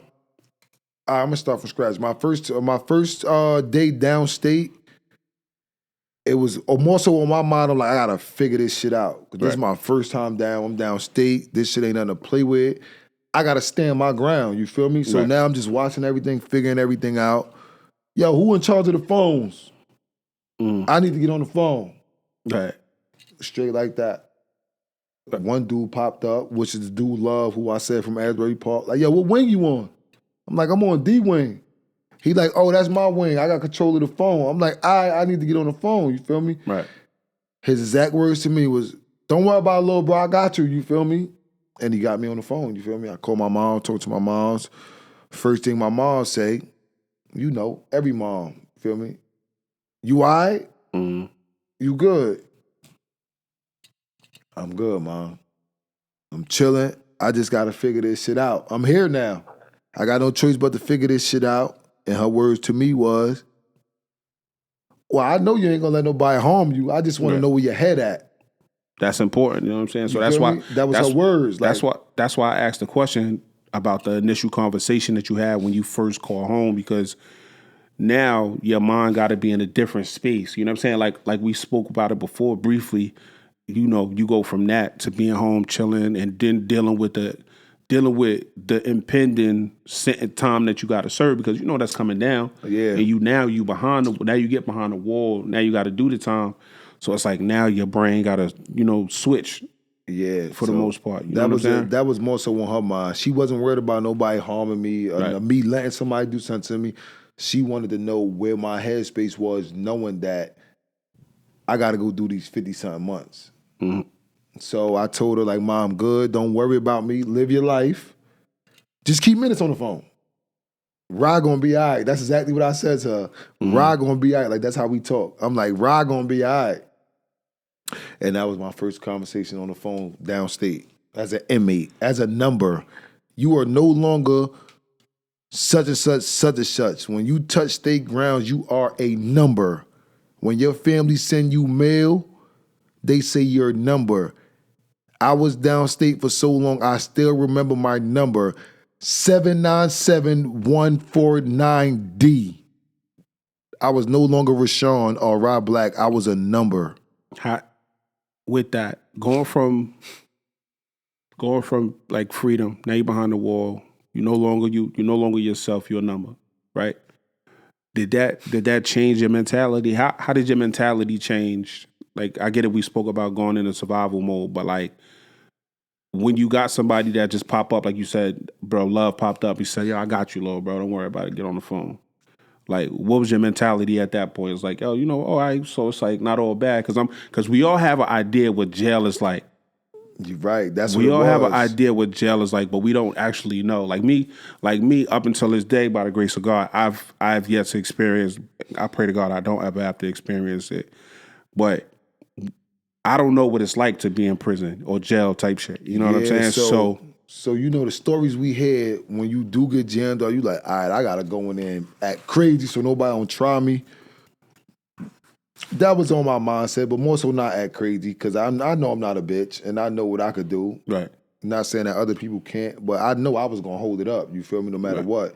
So I wasn't more so worried about that. I was more so worried about how many times I'm gonna have to prove myself down here to where as though I could be good, to where as though I'm not into nothing. So when Big Bro Love, like, yo, don't worry about it, little bro, I got you. I control the phones for our wing. I'm like, all right, cool. My mindset was, all right, Love control the phones. He got time in. Let me get close with this nigga tonight. Pause, not like that. But let me get ain't nobody thinking like that, bro. let me get close with bro. Right. End up being bro bunky. Beating down, the regular jail shit you get down. They want to see your paperwork. Right. No disrespectful shit, regular shit. They want to know, like, because if you snitch, you got to get up out of here. Right. See the paperwork. Oh, all right, bro, official, whatever. You're a certain type of, Yeah, bro, official, whatever. We start beating down. And then it was like fucking, like I knew the nigga for years. After 2 nights, it was like I knew the niggas for years. Right. Now it's like, bro, when you need the phone. Right. So real quick, let's speak to that real quick. Let's just jump back for like a couple seconds. Controller phones, what does that mean? Because I don't know. So, and we might have people watching that don't know. Controller phones, where I was at is 4 wings on each side And it's 4 phones on each side, and it's 20 niggas on each wing. So when he said he controlled the phone, meaning that he got the slots for the phone. Okay. So prior to me being a newcomer on the wing, fresh meat is what they call it downstate, the phone slots is already filled. Like, it's accommodated. So it'd be like, this dude got the phone between 7 and 7:30. Oh, so like a scheduling system. Like a schedule, but he letting you know when you could get on the phone. Okay. So I was that fresh meat that he accommodated me for the first day because I was new. And they know, like, all right, bro, I gotta get this shit off real quick. But after that, it was like, bro, I only got 9:30 and 7:30 available. You feel me? Everybody get 2 clicks. You feel me? So if I couldn't take that, this how it really is downstate. If my people wasn't available at that time and I come to you and you had a time on the phone that my people was available and I come to you like, bro, let me get that time and you take my time because that's the time my people home. And the nigga said no, only one thing gonna happen for me to get that slot. We gotta get right for that slot, bro. Niggas was fighting for phone time? I gotta call you down the wing, bro. If I really need that slot, like, bro, we gotta get right, bro. I need 7:30. And then you tell a nigga, and then the wing going put it together. Like, all right, y'all niggas at the count, y'all niggas gotta get right for that slot. And that's how it was. I got right for the phone, my nigga. So with that, just going from being free and moving around however you want to move around, what was one of the hardest realities for you about prison that you experienced? Like, yo, like, damn, shit ain't supposed to be like this. Like, this shit can't be real type shit. A reality for me down in prison was being that I always was one of the ones that saying I was never going to prison, and I'm in prison now. Right. No, but the experience something that you experienced in prison, that was like a hard reality for you. Like, damn, like, now niggas on it like this, like having to fight for phone time type shit. You know what I'm saying? Imagine like you would never imagine somebody coming up to you. Because they always say like, motherfuckers that take your tray type shit. Yeah, but you know what's crazy? That wasn't on my mind. Cause at that point in time now, it's like, all right, if you liked the fight on the street. And remember, I know you heard stories. I was always fighting on the street. It wasn't nothing to fight in jail. So that's what I wasn't worried about. What I was worried about and what was the hardest part of me being downstate is listening to somebody. Time to get up. Time for you to lay down. That only child shit. Bro. Lights out. That was the struggle for me. Fighting over the phone wasn't a struggle for me. Because you know why? You could fight in jail and not get in trouble. So it was like regular day on the street. I had a fight at the basketball game and then that's it. But that was the hardest. Listening to the CEOs like, no, you can't go to the bathroom. Hold that shit till I tell you can go to the bathroom. Okay. That was a struggle. And with my temper, if I ain't have people in there that fuck with me, that was gonna get me into more trouble because it was like, nigga, only if you knew what I was capable of and you knew who I was, you won't be talking to me like that. Because you only talking to me like that because you got the badge and you got the upper hand. Right. Like, there was more so like, bro, that's how I work in here. Overlook that shit. It'll be all right, you feel me? So, obviously, you said you got different types of tiers. You got whatever tier, max tier. You ever sat with lifers? Yes, I had a bunkie that was a lifer. Let me tell you some real shit, yo. I got moved to Compound B. Compound A is like the sweet side. When you downstate, the CEOs, this how they threaten you and say they gonna send you to Compound B because it's all type of fightings and stabbings on Compound B. None of that don't happen on Compound A. So they threaten you. Like, yo, we gonna ship your ass to B. And I got threatened with that. Ship me to Compound B because that's where I wanted to go anyway. Because the guys was over there. Right. Jersey City was over there. Right. Switch me to Compound B. You feel me? Haas from Warner was up there. Shout out to bruh. X from Warner was up there. Ant from Bitwell. G Baby from Myrtle. The guys was back there. Ship me back there. Compound B. Compound B. So they shipped me to Compound B. They threatened me. They shipped me to Compound B. I was with it. Ship me to Compound B. The guys back there. I got back there. I could really kick my feet up. Right. You know what I'm saying? So So, but you said your bunkie was a lifer. Oh yeah, so that's how I got my bunkie. Boom. I goes in Compound B, Unit 9. My bunkie ended up getting in the shower, Mm-hmm. and his paperwork was on his bed, and he was down for murder, some crazy shit, and it said he had life. It wasn't like life, but it was like 30 years to life, so that's life. Right, his life pretty much, yeah. So, boy, I'm like, oh, shit. I can't be bunkies with him. Seriously. I'm like, bro, I can't be bunkies with him. This is my mindset. And the reason why, I said, yo, any little thing I do can annoy him, and he could fuck around and poke me up and won't think nothing of it because he got 30 years to life. He be like, oh, this nigga snore? Hell no, I I gotta get you can't up out be of here. I went to the CO. No bullshit. I went to the CO. I said, could I change beds? It was another open bed on the wing. They said, wow, what's the problem?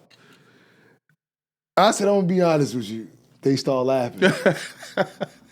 I wasn't laughing. I was dead serious. That ass serious. So they like, what's the problem? I said, my bunkie got 30 years of life. I'm not trying to be his bunkie and I get on this nigga nerve and he kill me or something. Mm-hmm. I said, I'm here to do my time and get out. Guess what they did? They start laughing again and told me get the fuck out of here. So I goes back to my bed, cuz I'm mad as hell. Now I'm walking on eggshells. I'm like, what the fuck? So I make my bed up or whatever. I'm like, fuck, I'm stuck with this nigga. I'm gonna make the best of it. We start talking or whatever. He ended up being a cool dude. Fly nigga. But the next day, even though the COs laughed at me, they accommodated me. They got you up out of there. They got me up out of there. So now he looking at me like, yo, what happened? I'm like, oh, no, I don't know. Like, this is my first time down. Maybe they just knew me. I got the fuck up out of there.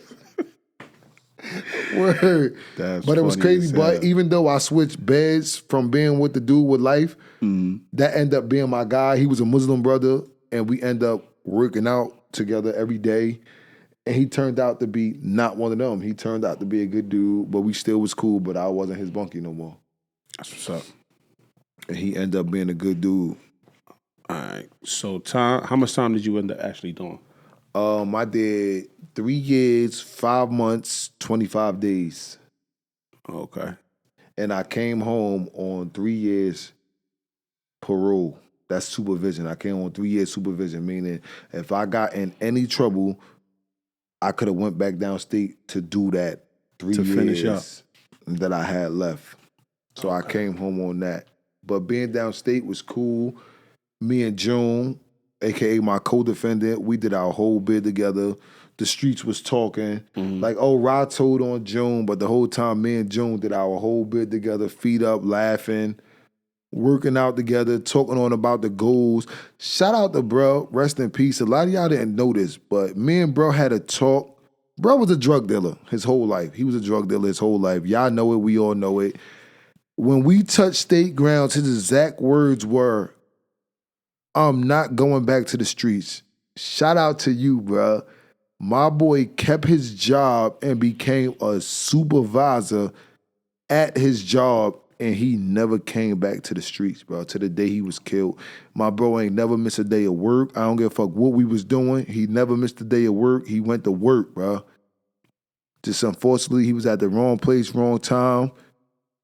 And he came home and stuck to his word. So in my book, I'm proud of him. He a hero. He came home and he ain't put not one foot back in the streets. He was going to work every day.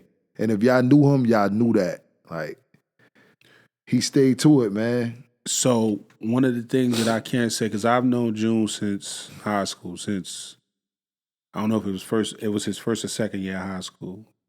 I met him in high school. We played ball, whatever, and I ended up transferring. I don't know who left first, him or me, but I know I ended up leaving, and I knew his family type shit. You know what I'm saying? And I used to see him prior to his passing. I used to go to the park.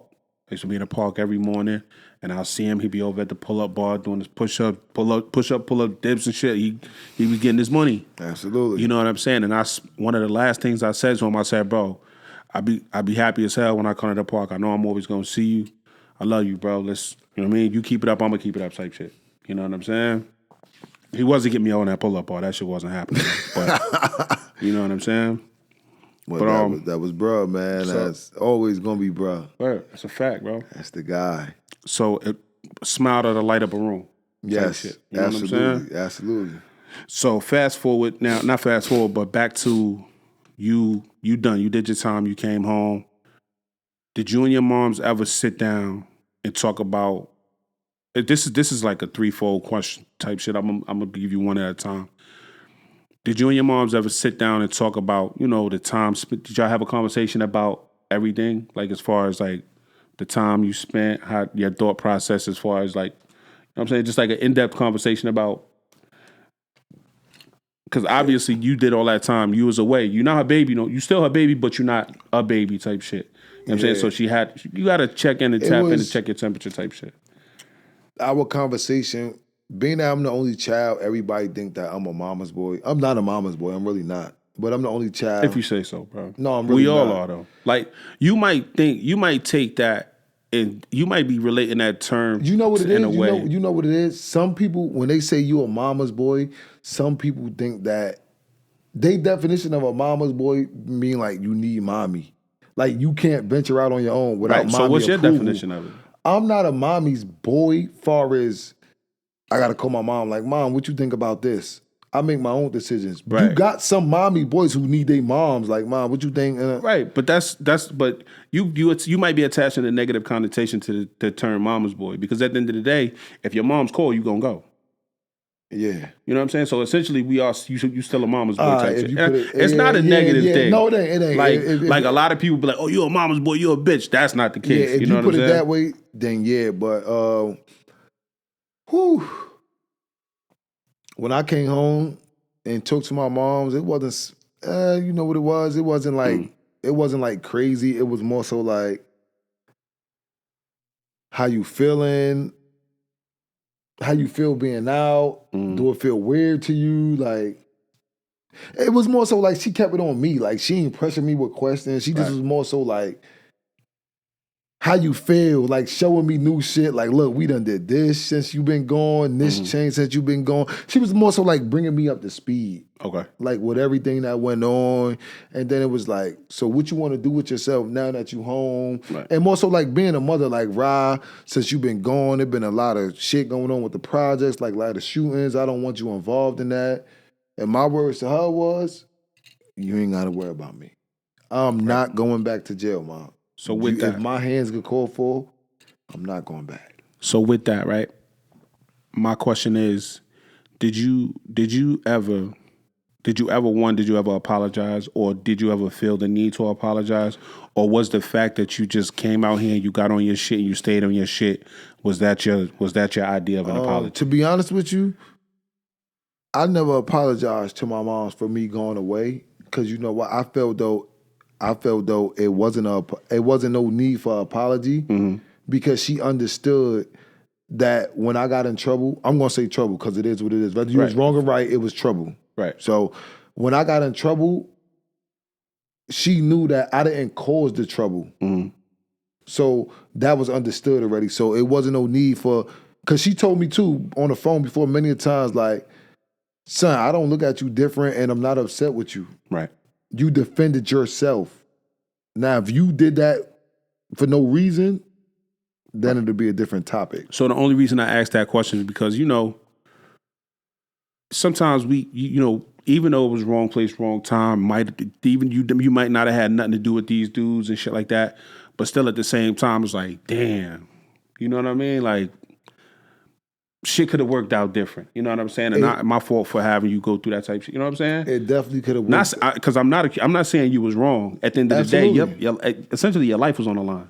You know what I'm saying? And one of the most basic human, one of our basic most deepest thing down to ourselves is survival type shit. You know what I'm saying? So you gotta survive. You gotta survive. So I'm not saying you was guilty. I'm just saying, like, you know, when you start to think about the process and everything that goes into watching your child, and you're the only child, watching your child walk down that hall and he going for 3 years, potentially more type shit. You know what I'm saying? So it's like, that's the part of it that says, like, I feel like that says, damn. Yeah, it was. That was the most rough part right there. Going back now, did you ever experience any point in time where you felt like you said it was cool, right? But at the same time, it was jail. Did you ever experience any time where you felt like you was losing it, or you might break down type shit? Yes. It was many times when lights out and you lay in that bunk and it's lights out, but nobody go to sleep. Mm-hmm. Lights out is just lights out and it's thinking time. Mm-hmm. I laid on the bed plenty of times like, what am I doing here? Like, bro, like, this ain't for me. And it was more so, even though I defended myself, in the back of my head, I still was like, I fucked up. Mm-hmm. This ain't me. Right. And it was crazy that the CEOs used to tell me that, like, bro, Smalls, this when you know you gain leverage in jail. When you go from them calling you a number to them calling you your last name, this when you know, like, they respected me. Mm-hmm. And they didn't respect me because I was gangster, because I was fighting in there. They respected me because the support I had from the streets. Everybody don't get support in jail. So being that my support system was crazy, the CO started looking into me on their own. Like, you a CO, you're not a cop. Why you looking into me? They started pulling up my basketball clippings and everything, bro. So the CO started telling me, like, bro, you don't belong here, bro. They said, Smalls, you the only inmate that get a check every Friday. And when they say a check, they mean money. Mm-hmm. Every Friday I was getting money. $200 or better every Friday from my family, friends. I was getting money. So they say it's a check. It go on your JPay, but they got to give you the receipt. So they're like, Smalls, you don't fucking belong here, bro. What are you doing in jail with all this money? That goes to tell us that you was a good person. Because people that's assholes on the street, they don't get no backbone. It's a fact. So now I became, not bigging myself up, but I became somebody in jail now. As a role model, not as an inmate. I became somebody like, all right, what happened to you wasn't supposed to happen to you, but it happened to you. Right. That type of shit. So now, being that my support, that's why your support system play a major part while you incarcerated, and it helps you out. So now, the CEOs start fucking with me. I end up getting a job to where though I never had to leave the unit. Everybody else had to get up and go to work for fucking 15 cents an hour. I ain't have to leave the unit. I want to talk to that. I'm gonna speak to that a little bit later down in the conversation. But you said you got to check, and you got to check every Friday. Then you got a job, and that was part of my next question too. I was gonna ask you, like, how did you spend most of your time while you was locked up? You know what I'm saying, did you take up any extra schooling or anything like that?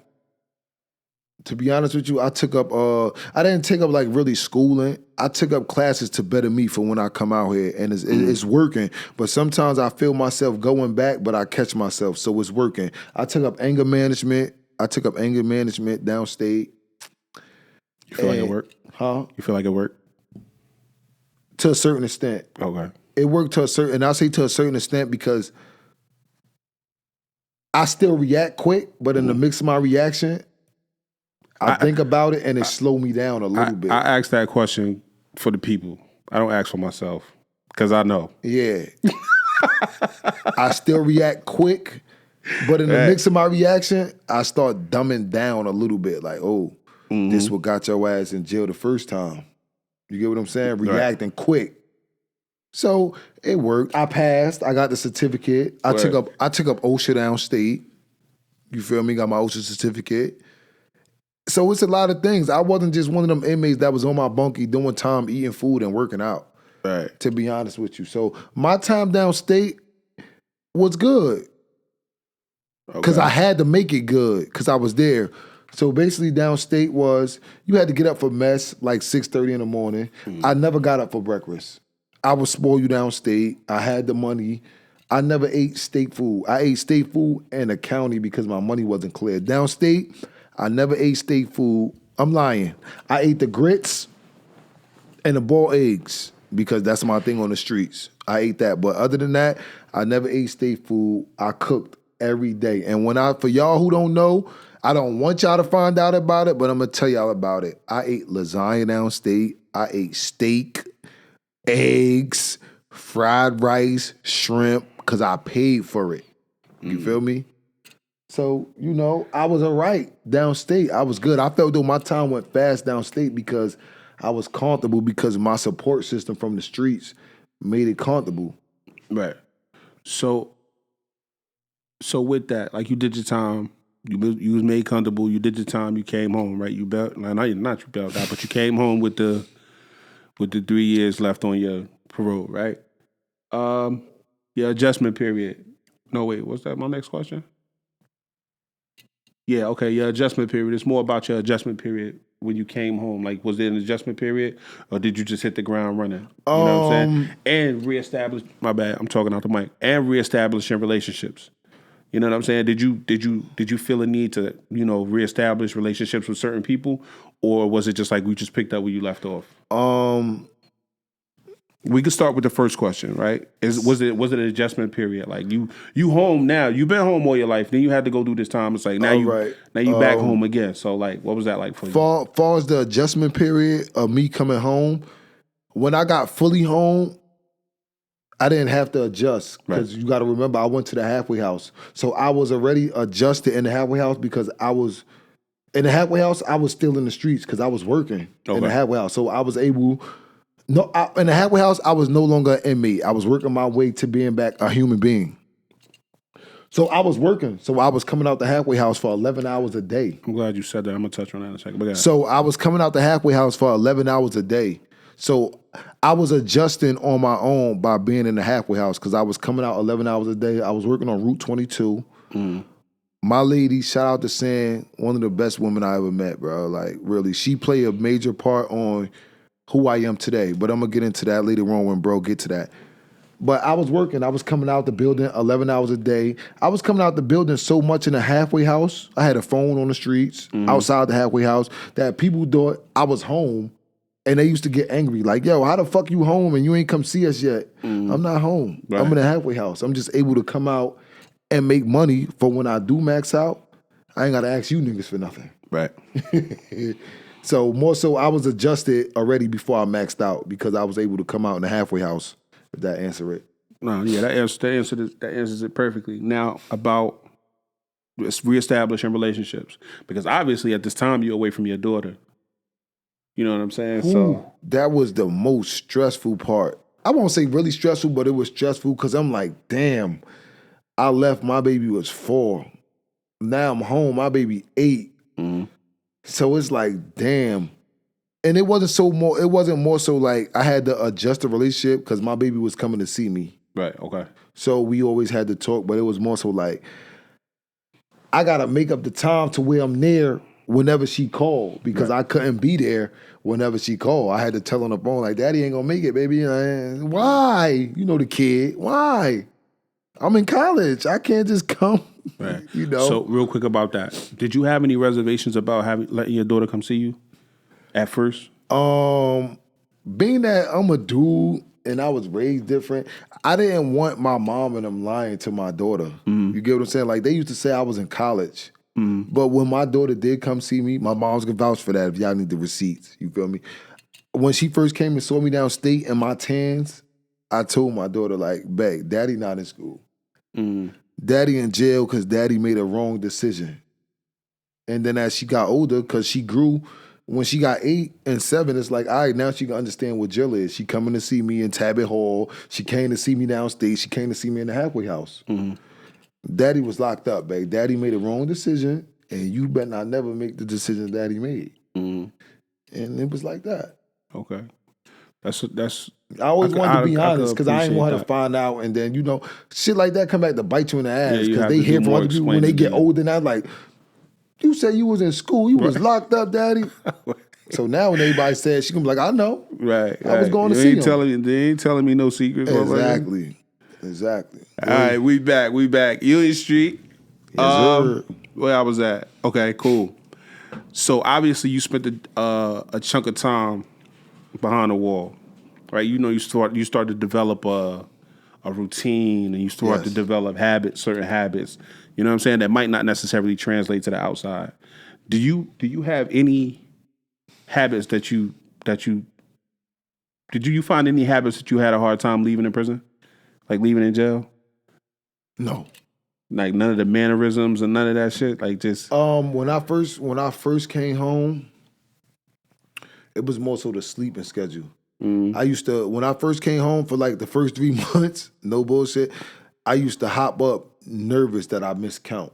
And when you miscount, that's a big thing. oh, so see, that's one of them. That's something that For the first 3 months of me being home free, I used to still hop up like fuck, sweating like I miscount. If you miscount downstate, that's a big deal. That's a big deal. I'm talking about big deal. That's a big deal. So I used to hop up like, oh shit, I miscount. And then I realized like, dummy, you free now. For real. That took time to get adjusted to. But anything else, and I took some home good too from Tabby Hall. This ain't bad. I took home. Rest in peace to Tabby Hall. Rest in peace, Tabby Hall. I made it through there. Rest in peace to Tabby Hall. I brought home choices. Remember, I always say that when we get into debates with people. Oh man, you got a choice. That's where I get it from. Yo, that stick with me. Do Tabby Hall. It's a quote called choices. I'm not about to run it down to y'all. If you ever been convicted or locked up and you went through Tabby Hall, you know what choices is. You have a choice. Everything you do is a choice. So that always stuck with me right there from Tabby Hall. So I learned from being incarcerated. I wasn't none of them dudes that just got incarcerated, came home, and got back incarcerated who didn't learn nothing. I learned while I was incarcerated. I wasn't one of them dudes that was just incarcerated, waking up to gamble to play cards and work out and work on. Niggas was downstate just there to work out and look good for when they come home. I was downstate writing in my notebook and stressing like, damn, am I going to be able to get a job with this felony? I was writing down goals, and that's why I'm where I'm at today, and a lot of people that I was down with is back in jail today doing time because their mind wasn't focused on the right thing while they was locked up. They was too busy looking on working out and being big. So my last question as far as my list goes, I got two, but it's basically the start of a conversation. My last question would have been, what did you learn? You know what I'm saying? But we already talked about you going through anger management and then understanding choices and just, you know, the whole thing, just in your own words, just speak to what you learned. For me, what I learned about doing my time and going downstate, catching a charge, I learned that it only take, everybody know this, it only take 5 seconds for you to ruin your life. And I'm not going to say ruin your life fully, but it ruined your life because everybody ain't me. And I'm not the best that ever did it, but everybody ain't me. Everybody don't know how to come back from doing time and jump right back into the real world like they never left. You see? I jumped back into the world like I never left because I made goals while I was doing my time. I made goals. I made promise to myself that this was not going to happen again. And I used to get on the phone and talk to my niggas, and I used to tell them, like, yo, y'all free. Y'all better not let me come home and overlap y'all. And sucks to say, I came home and overlapped a lot of people because I had goals.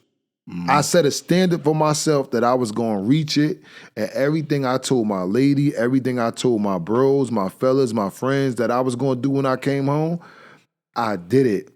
Speak on that, though. But most of all, I didn't do it by myself. My lady is who I thank for all this. I used to be on the phone with my lady.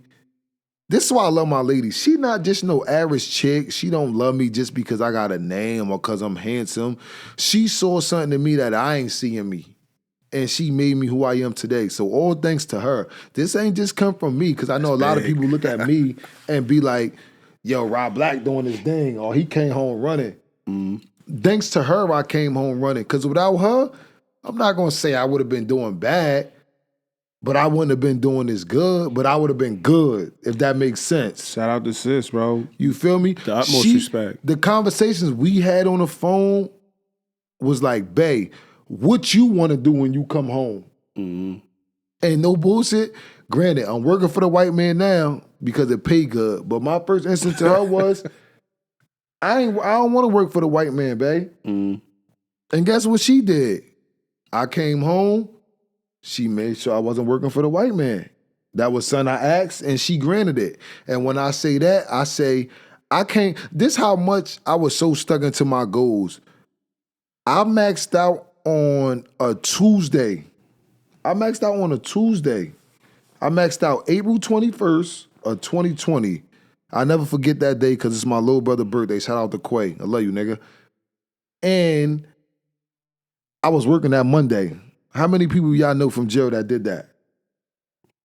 I was working that Monday. I maxed out on Tuesday. I was working that Monday. My own business, landscaping. Y'all saw my gram. I was going crazy. Right. I came home. Services. I came home into an Impala that my dad bought me. Mm-hmm.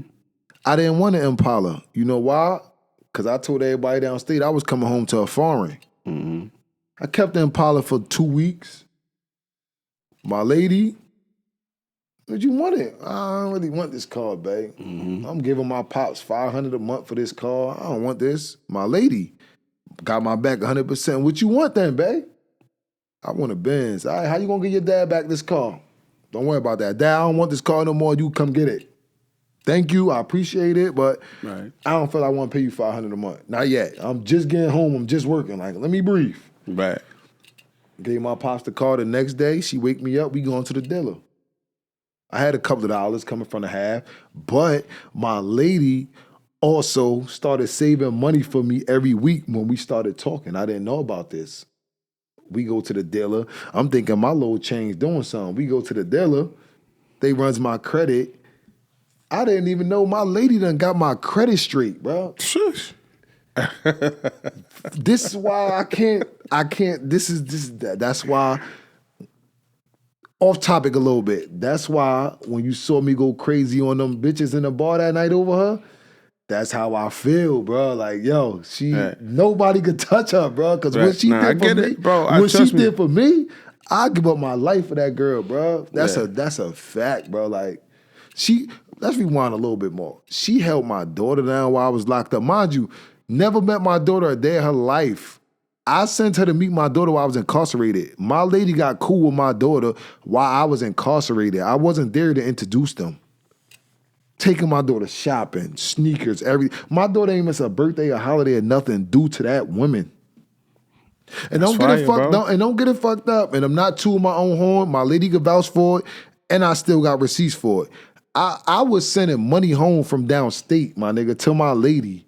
Like, yo, I appreciate you. Go get your nails done.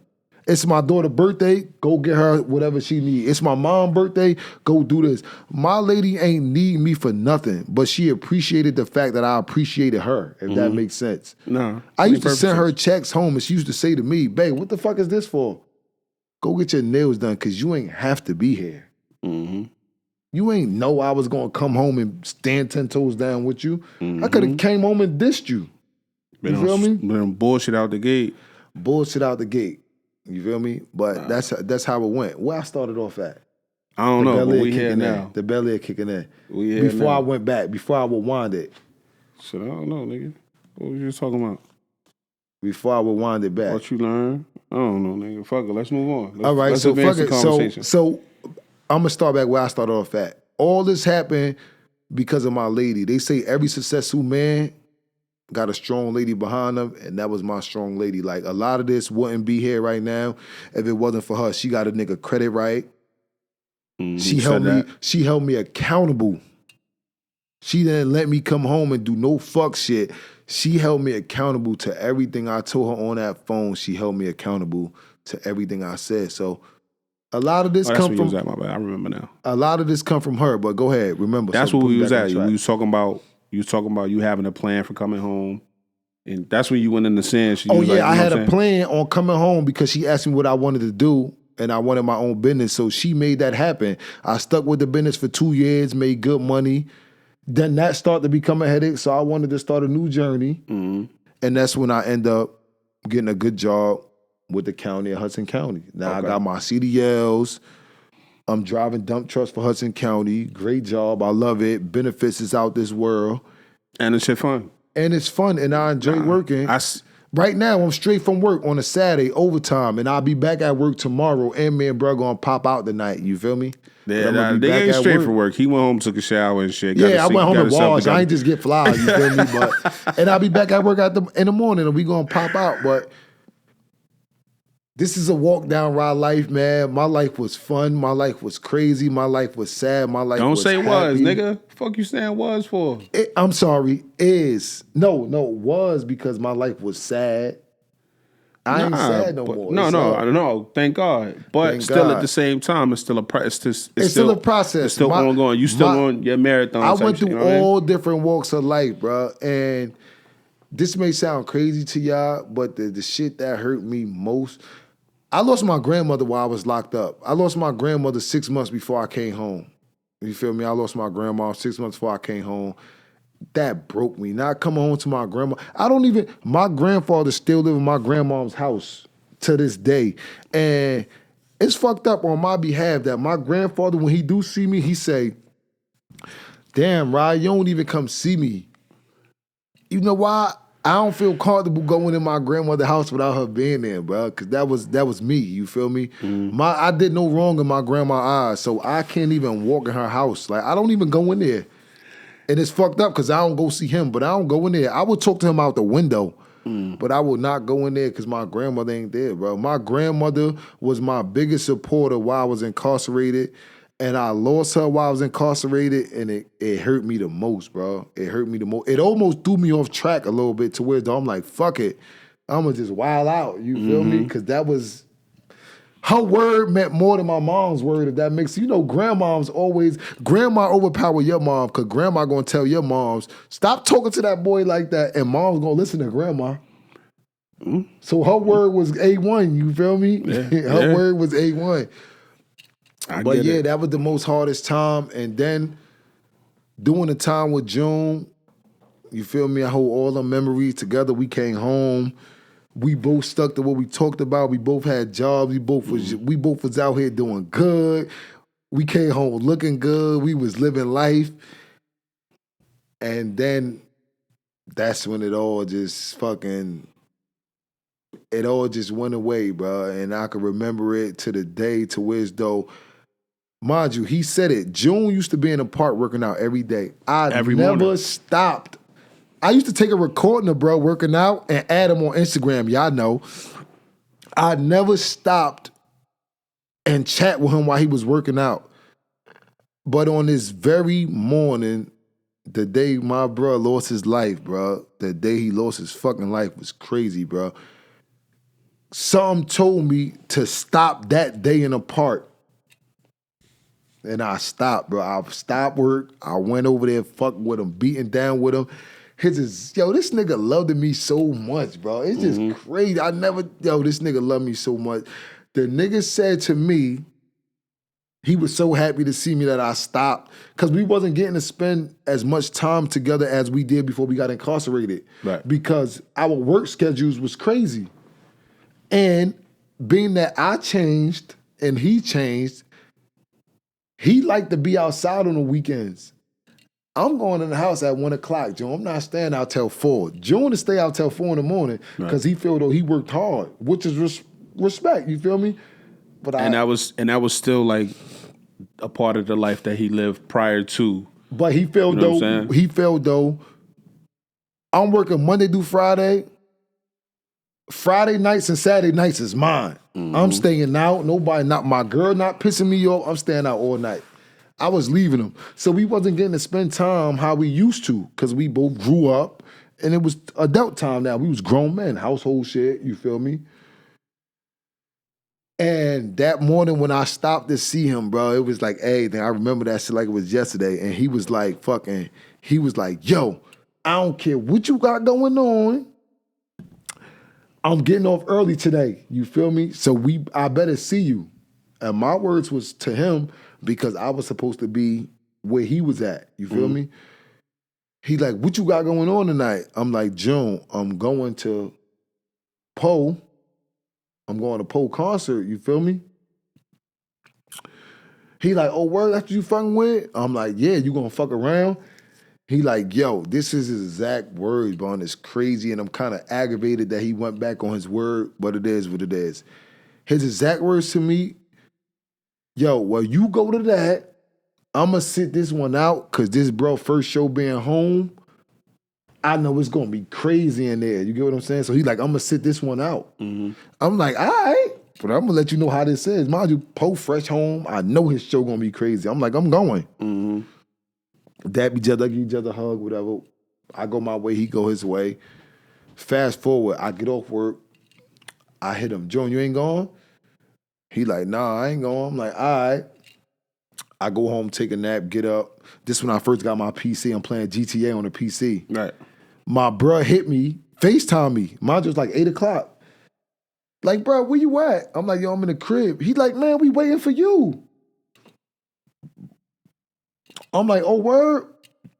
I'm like, yo, I'm getting dressed right now. I'll be there. He like, man, you gonna take long? I'm like, John, you know I drive fast. I'm gonna be there. You feel me?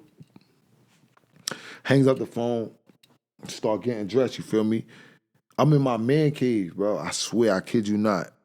I put my pants on, boom, with no shirt, and I sit down on a chair, and it's like somebody came and talked to me, bro. And it was like, don't go. Just like that. Like, don't go. And this is the first time I followed my instincts, bro. I picked up the phone, made up a lie. I'm like, yo, go ahead, man. I ain't going, man. Because by the time I get dressed and take a shower and shit, I'm going to hold y'all up. My job's already halfway dressed. But I followed my instincts. I didn't go. I gets back on the PC. I'm talking to my bro, KS. He like, yo, you ain't going? I'm like, nah. He like, yo, I see June and them on the highway. Them niggas funny as hell. I said, you see June on the highway? I said, June in the, he like, yo, June in the car, what, such and such and such and such. Go on Instagram, I looks. I'm like, what? I FaceTime him. This was our last call, bro. This was our last FaceTime, bro. I FaceTimed him. I said, bro, what's up? He smiling because he know why I'm calling. He know that big smile. So he smiling. I'm like, bro, what's up? He like, man, these niggas done talked me into going, man. You know I wasn't going.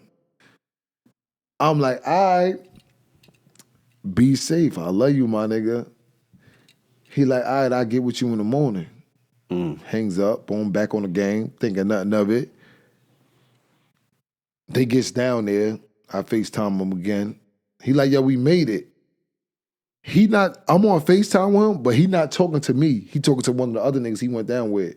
They in front of the spot. His exact words like, man, it's a hole in the wall, man. Let's get the fuck up out of there and go back home. Like, this shit weak. Like, this shit, this is that word. He like, this like our ringside. I ain't about to go in there. Everything he was saying was correct. If he would have stood 10 toes and went with his, he would have still been here. But he sucked it up, being a team player, end up going in the spot. I ain't talked to them no more. My phone, I don't know why I ain't hear my phone. I was in a good sleep. I ain't hear my phone. My phone going off, going off, going off. I ain't hear it. My lady gets a call. It's early in the morning. It's like 8 something in the morning. It's my cousin Bosch. That's my sis. It's my cousin Bosch. They call my lady phone. I'm like, how the fuck she get my lady number? She called my lady phone. All I hear my lady like, what? Is you serious? From her response, I know what they saying, but I don't know what they saying. But being though you been through that shit so many times, early in the morning, and she like, you tell him, call his phone, I'm gonna wake him up. I'm laying, looking away from her, but now I'm up. But I'm faking sleep, you feel me? I'm up. So she like, you tell him, I ain't telling him. Not faking sleep. You just laying there, nigga. I'm laying there. But yeah. I'm faking because she think I'm asleep, but okay. I'm up. Yeah. So I'm like, I'm not letting her know I'm woke. So I'm like, oh shit, what the fuck happened? So she like, you call him and you tell him. I'm not telling him that. She hung up the phone and my phone went off. And she nudging me, like, babe, wake up. That's why I said faking. Because she waking me up now, like, babe, wake up. So I looks up with the stink breath. And what? She like, get your phone. I looked at my phone. It's my cousin Bosh. I answer. I'm like, yo, what's up? You know that sleeping shit. I'm like, what's up? It's early as hell. She like, Black, how you doing? I'm like, man, I'm asleep. What's up? She like, oh, you ain't heard what happened? I'm like, nah, like, what the fuck happened? You feel me? She like, oh, that's why I thought you wasn't answering my phone calls because everybody was calling you. I'm like, yo, what happened, bro? She like, her exact words was like, yo, they killed your brother last night. And I know she wasn't talking about my brother's brothers. She said, they killed your brother last night. I said, what? She said, they took June away from you last night. I just dropped the phone, bro. It was like, it was a pain I never felt, bro. Like, this shit got me going crazy, but it was crazy, bro. I'm like, what? I ain't process it right away, because I'm like, I could only imagine, you know what I'm saying, how you would feel in that moment because, you know what I'm saying, like, I'm gonna let you get your shit off. nah, it was crazy. I'm gonna give you a and second. You know what's crazy? This the first time I cried about it since bro was gone, bro. Word of bond. I ain't shed a tear yet. Today was my first time, you feel me? But it was crazy because I couldn't process it, you feel me? I'm like, Right. nah, not him. Out of all the people who went, not him, you feel me? I left out the room, went in my man cave and just sat there and I'm thinking, I'm processing the shit, bro. Like, no, hell no. My phone ring again, it was his aunt. She like, Rah, where you at? I'm like, I'm home. She like, they killed June last night. And I couldn't speak, bro. I couldn't say nothing. The phone hung up. She called back. She like, who you with? I'm like, I'm around my lady. She like, I need you to get your lady the phone. And I need you to get down marrying around everybody. She like, I don't need you by yourself. Because they know that was me. Like, I was around him more than his brothers. Like, that was me. You feel me? So we did that, and we chopping it up or whatever. And what broke me the most, his aunt said to me, if I knew you was there, if you was there, Junior would still be alive, bro. And that's how I felt, bro. That's how, this is real shit. That's how I felt. I told my mother, I said, yo, if I was there, my boy would still be here. Because we done been in club situations like that. And we know how to, everybody don't know how to adjust this shit like that. You feel me? Two things would have happened, bro. And we would have got up out of there, all right?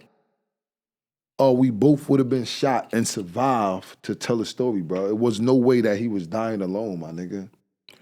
That's a lot of responsibility to take on yourself. You know what I'm saying? You as his brother and somebody that he cared deeply for. You know what I'm saying? I would never in no sense attempt to make it seem like he would rather it be him. Like I 1000% know he would prefer it be neither of you. You know what I'm saying? But something like this, I'm pretty sure he wouldn't want you to take that responsibility on yourself type shit. You know what I'm saying? Because we all have that. We all have that thought process as far as like, even when my man passed away, it's like, yo, like, damn. You know what I'm saying? I wish I was there. It would have been different. Or like, something that I could have done could have changed the outcome of this situation. That's a lot of responsibility. And, you know, like I would venture to say that he would not want that for you to take on all that. You know what I'm saying? Blame, in a sense, type shit. You know what I'm saying? I believe you, but that's just how I felt, No, I bro. 1000% understand. You know what? I could be wrong, but I know how we've rocked. And like I said, we've been in situations like that and made it out, bro, the same, because we know each other. It's like, if he move, I'll move, and it divert everything else. But if he just moving by himself and everybody don't know how he move, it give that situation time to happen. Right. But if we move together, it kind of throw that situation off, and then it be all over the place. You get what I'm saying? Right. That's how I was thinking. Like, damn, if I was there, I know if he throw a punch, I throw a punch. It diverts shit because now it's like, oh shit. You get what I'm saying? Being that he just throw a punch, and then you got time to make a move because it's two of y'all on one nigga. That's how I was on it. Like, you feel me? Like, fuck. You feel me? And then it burnt me out. Like, I kind of was upset with him too, because I'm like, bro, you told me you wasn't going. Why the fuck you go? But it killed me, bro. That's why I say, like, whew, that was my man, bro. Like, yo. I know, bro. Trust me, I understand. Yo, how much this nigga do for me, bro. Like, even when I wasn't working, bro, the nigga was there, bro. The nigga, like, he went shopping, I went shopping. It was times I ain't work, and I ain't have it, and they was going out. What you mean you ain't going? Joe, I ain't going. I ain't got nothing new. I ain't about to play my... Nigga, we going to the mall in the morning. He was going. If he was going shopping, bro, I was going shopping, bro. I was his next little brother, bro, that knew everything about him, bro. Untold stories to this day. Him and O, like now, I took on, because I'm older than O, I took on me being O big brother now, you feel me? So now, Shout out to O, bro. I'm looking out for O. Not saying he need me to, but I'm going to be June. I know how June loved you. I know how I love you, but now I love you more because your big brother ain't here. So now I'm going to fill that love up too. So if you need me, you call me, and I'm going to respond how he would respond. And vice versa, you feel me? Yeah. But that's how it was, bro. That took a, even to this day, that took a chunk out of me, bro. That took a chunk. Oh, man. That's a understandable. major. Sometimes it feel unreal, bro. I got June big picture in my man cave, bro. I look at him every morning before I go to work, and I just stare at the picture like it still don't seem real. Like, yeah, that's one of them things. You know what I'm saying? When you lose somebody that means so much to you. You know what I'm saying? It's just one of them things. Yeah, that was the best, man. June was the best thing that ever happened to me, bro. Like, I ain't gonna never get over that situation. Like, that's my boy, and I ain't never gonna let his name die out because. Right. And it hurt me even more that he came home and changed his life. Like, everybody saw that who thought they couldn't do it, they saw it through June. I'm not going to say they saw it through me because I wasn't really a hustler. I ain't sell drugs. I always worked. I was a spoiled kid. June sold drugs since he was a teenager. And for him to sell drugs all this time and to go to jail and to come home and get a job, that inspire other people like, oh shit, you could be a convicted felon and come home and get a job. Because people got this mindset, once you're a convicted felon, you can't get a job. Your life is done. You got to hustle all your life. He showed people that, yo, you could really come home and change your life. And he stood 10 toes on that. And I'm happy that the people that got to see him change got to see it. So they saw a whole different side of him. They saw the good June, even though he always was good, but they saw that you can change. June changed. So now when they talk, they like, yeah, June changed. He was working. He became a supervisor. A convicted felon became a supervisor. And that's the shit that we need to see, right? So I wanted to speak to the idea of how things are now, where people are what they call is crashing out. You know what I'm saying? And it was kind of experience when, like you said, when you got angry before, and I said to you, I said, bro, like you can't get so mad. Like I tell my son this shit all the time. You can't get so mad that you be somebody that I can't talk to. You know what I'm saying? You can't be so blind with rage that I can't talk to you. You know what I'm saying?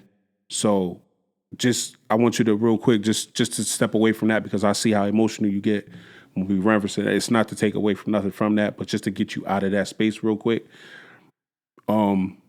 Talk about that, like how that not being that way helps you in a sense. You know what I'm saying? Like, you know, because they say, like, they call it crashing out, but it's like, this motherfucker gets so mad, he don't give a fuck what happened, he gonna go crazy on you type shit. You know what I'm saying?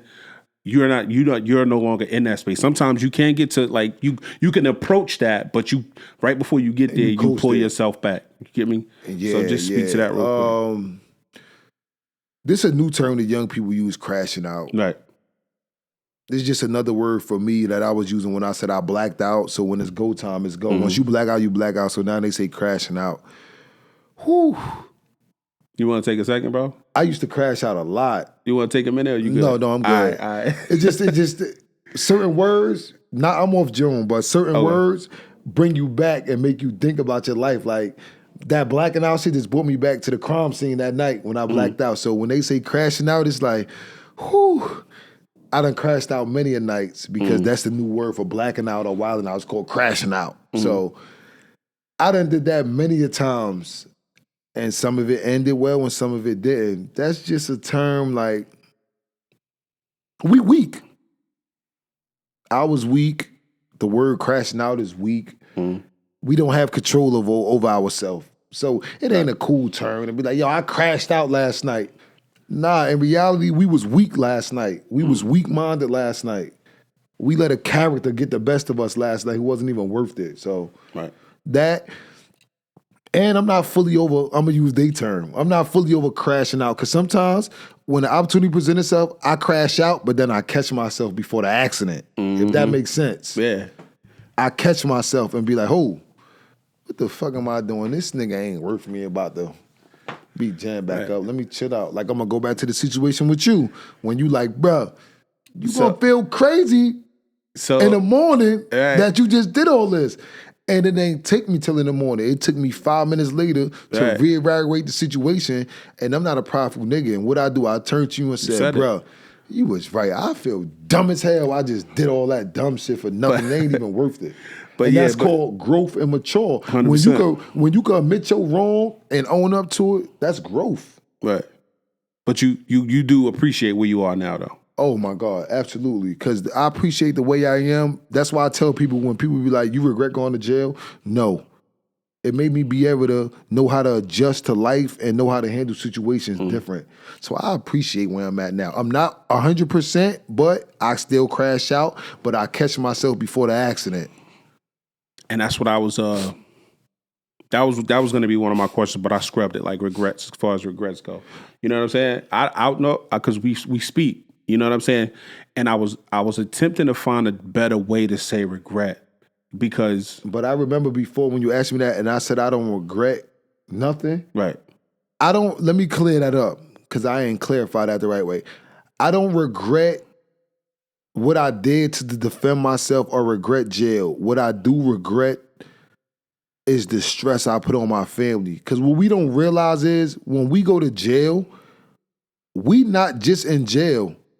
Our family's in jail too. They may be free, but they feel the pain we feel because now they got to struggle and send us their hard-earned money. They at the events, other family members asking where we at. They got to tell family members we incarcerated. So we don't just lose ourselves. Our family is fucked up too because some niggas go to jail and be like, oh, I'm living good. My family's sending me money. No, they hurt too because now they working harder to be able to send us that money. So we don't just hurt ourselves when we go away to jail, bro.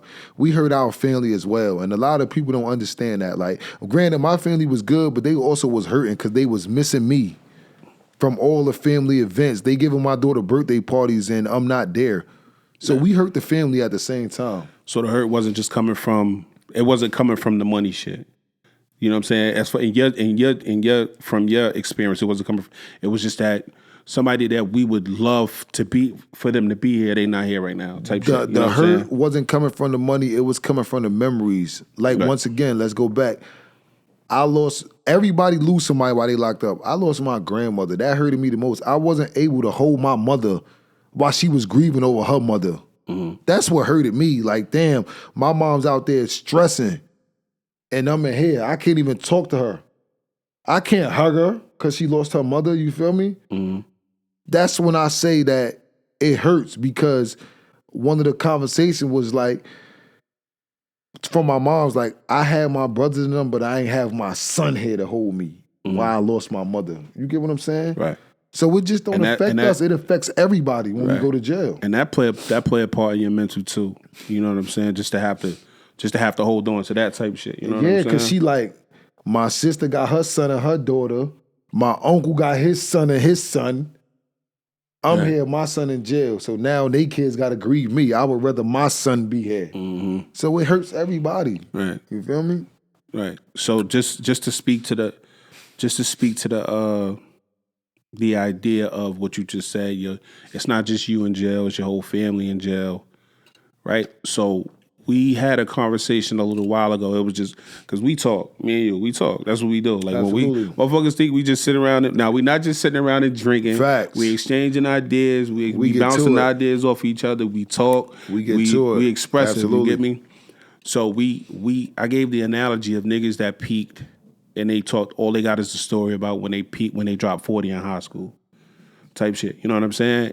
You remember, you know what I'm talking about? Yeah. And we started talking about how guys revert back to, oh, I was this person in jail and I was that person in jail. And that's what the conversation is for them. Like the conversation is about what they did in prison and who they are, who they became, right? So my thing now is what I want you to do as a person that I respect.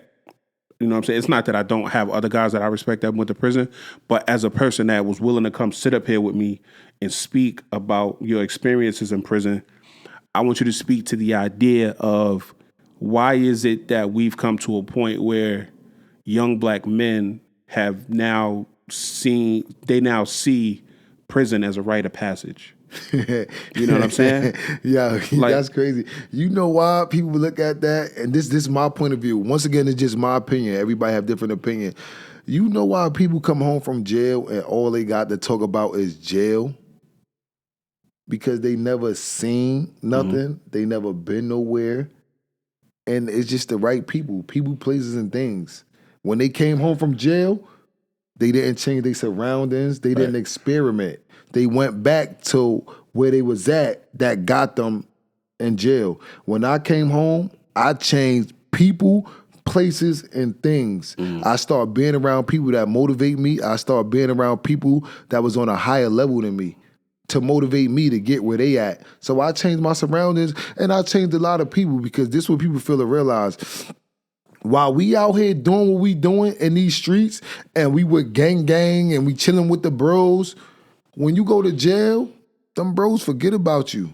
Trust me, I know firsthand, bro. I was out here with the bros, on call for the bros, and not saying like going to do things to harm people, but I'm talking about physically, mentally, conversation, lending niggas my sneakers, everything. When I went to jail, the bros ain't give me shit, bro. That's a fact. My niggas who I was on call for ain't give me shit, bro. My whole 3.5 years down, I didn't talk to none of them niggas for 3 years, bro.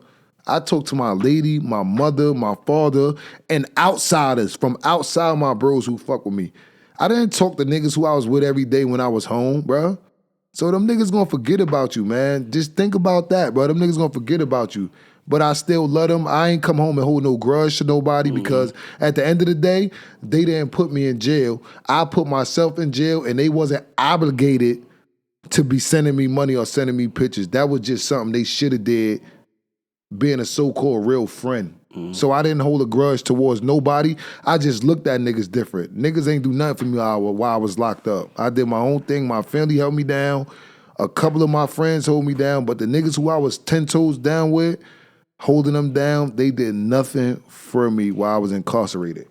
A lot of times it takes situations like that to see it's easy for the guys to be the guys when the guys have something to gain. Exactly. You know what I'm saying? So if I could get something out of being the guys, that's cool. But if you in jail, you gonna be in jail for the next 3 years. Like it's a little tougher to be the guys because it's like, I mean, now it's like they forget. I send you money, but now it's like, what if I need a couple dollars? They forget. You can't. You know what I mean? Yeah, they forget. They forget too. They forget about all the times where you was out and you had the money and they ain't have money. They forget that.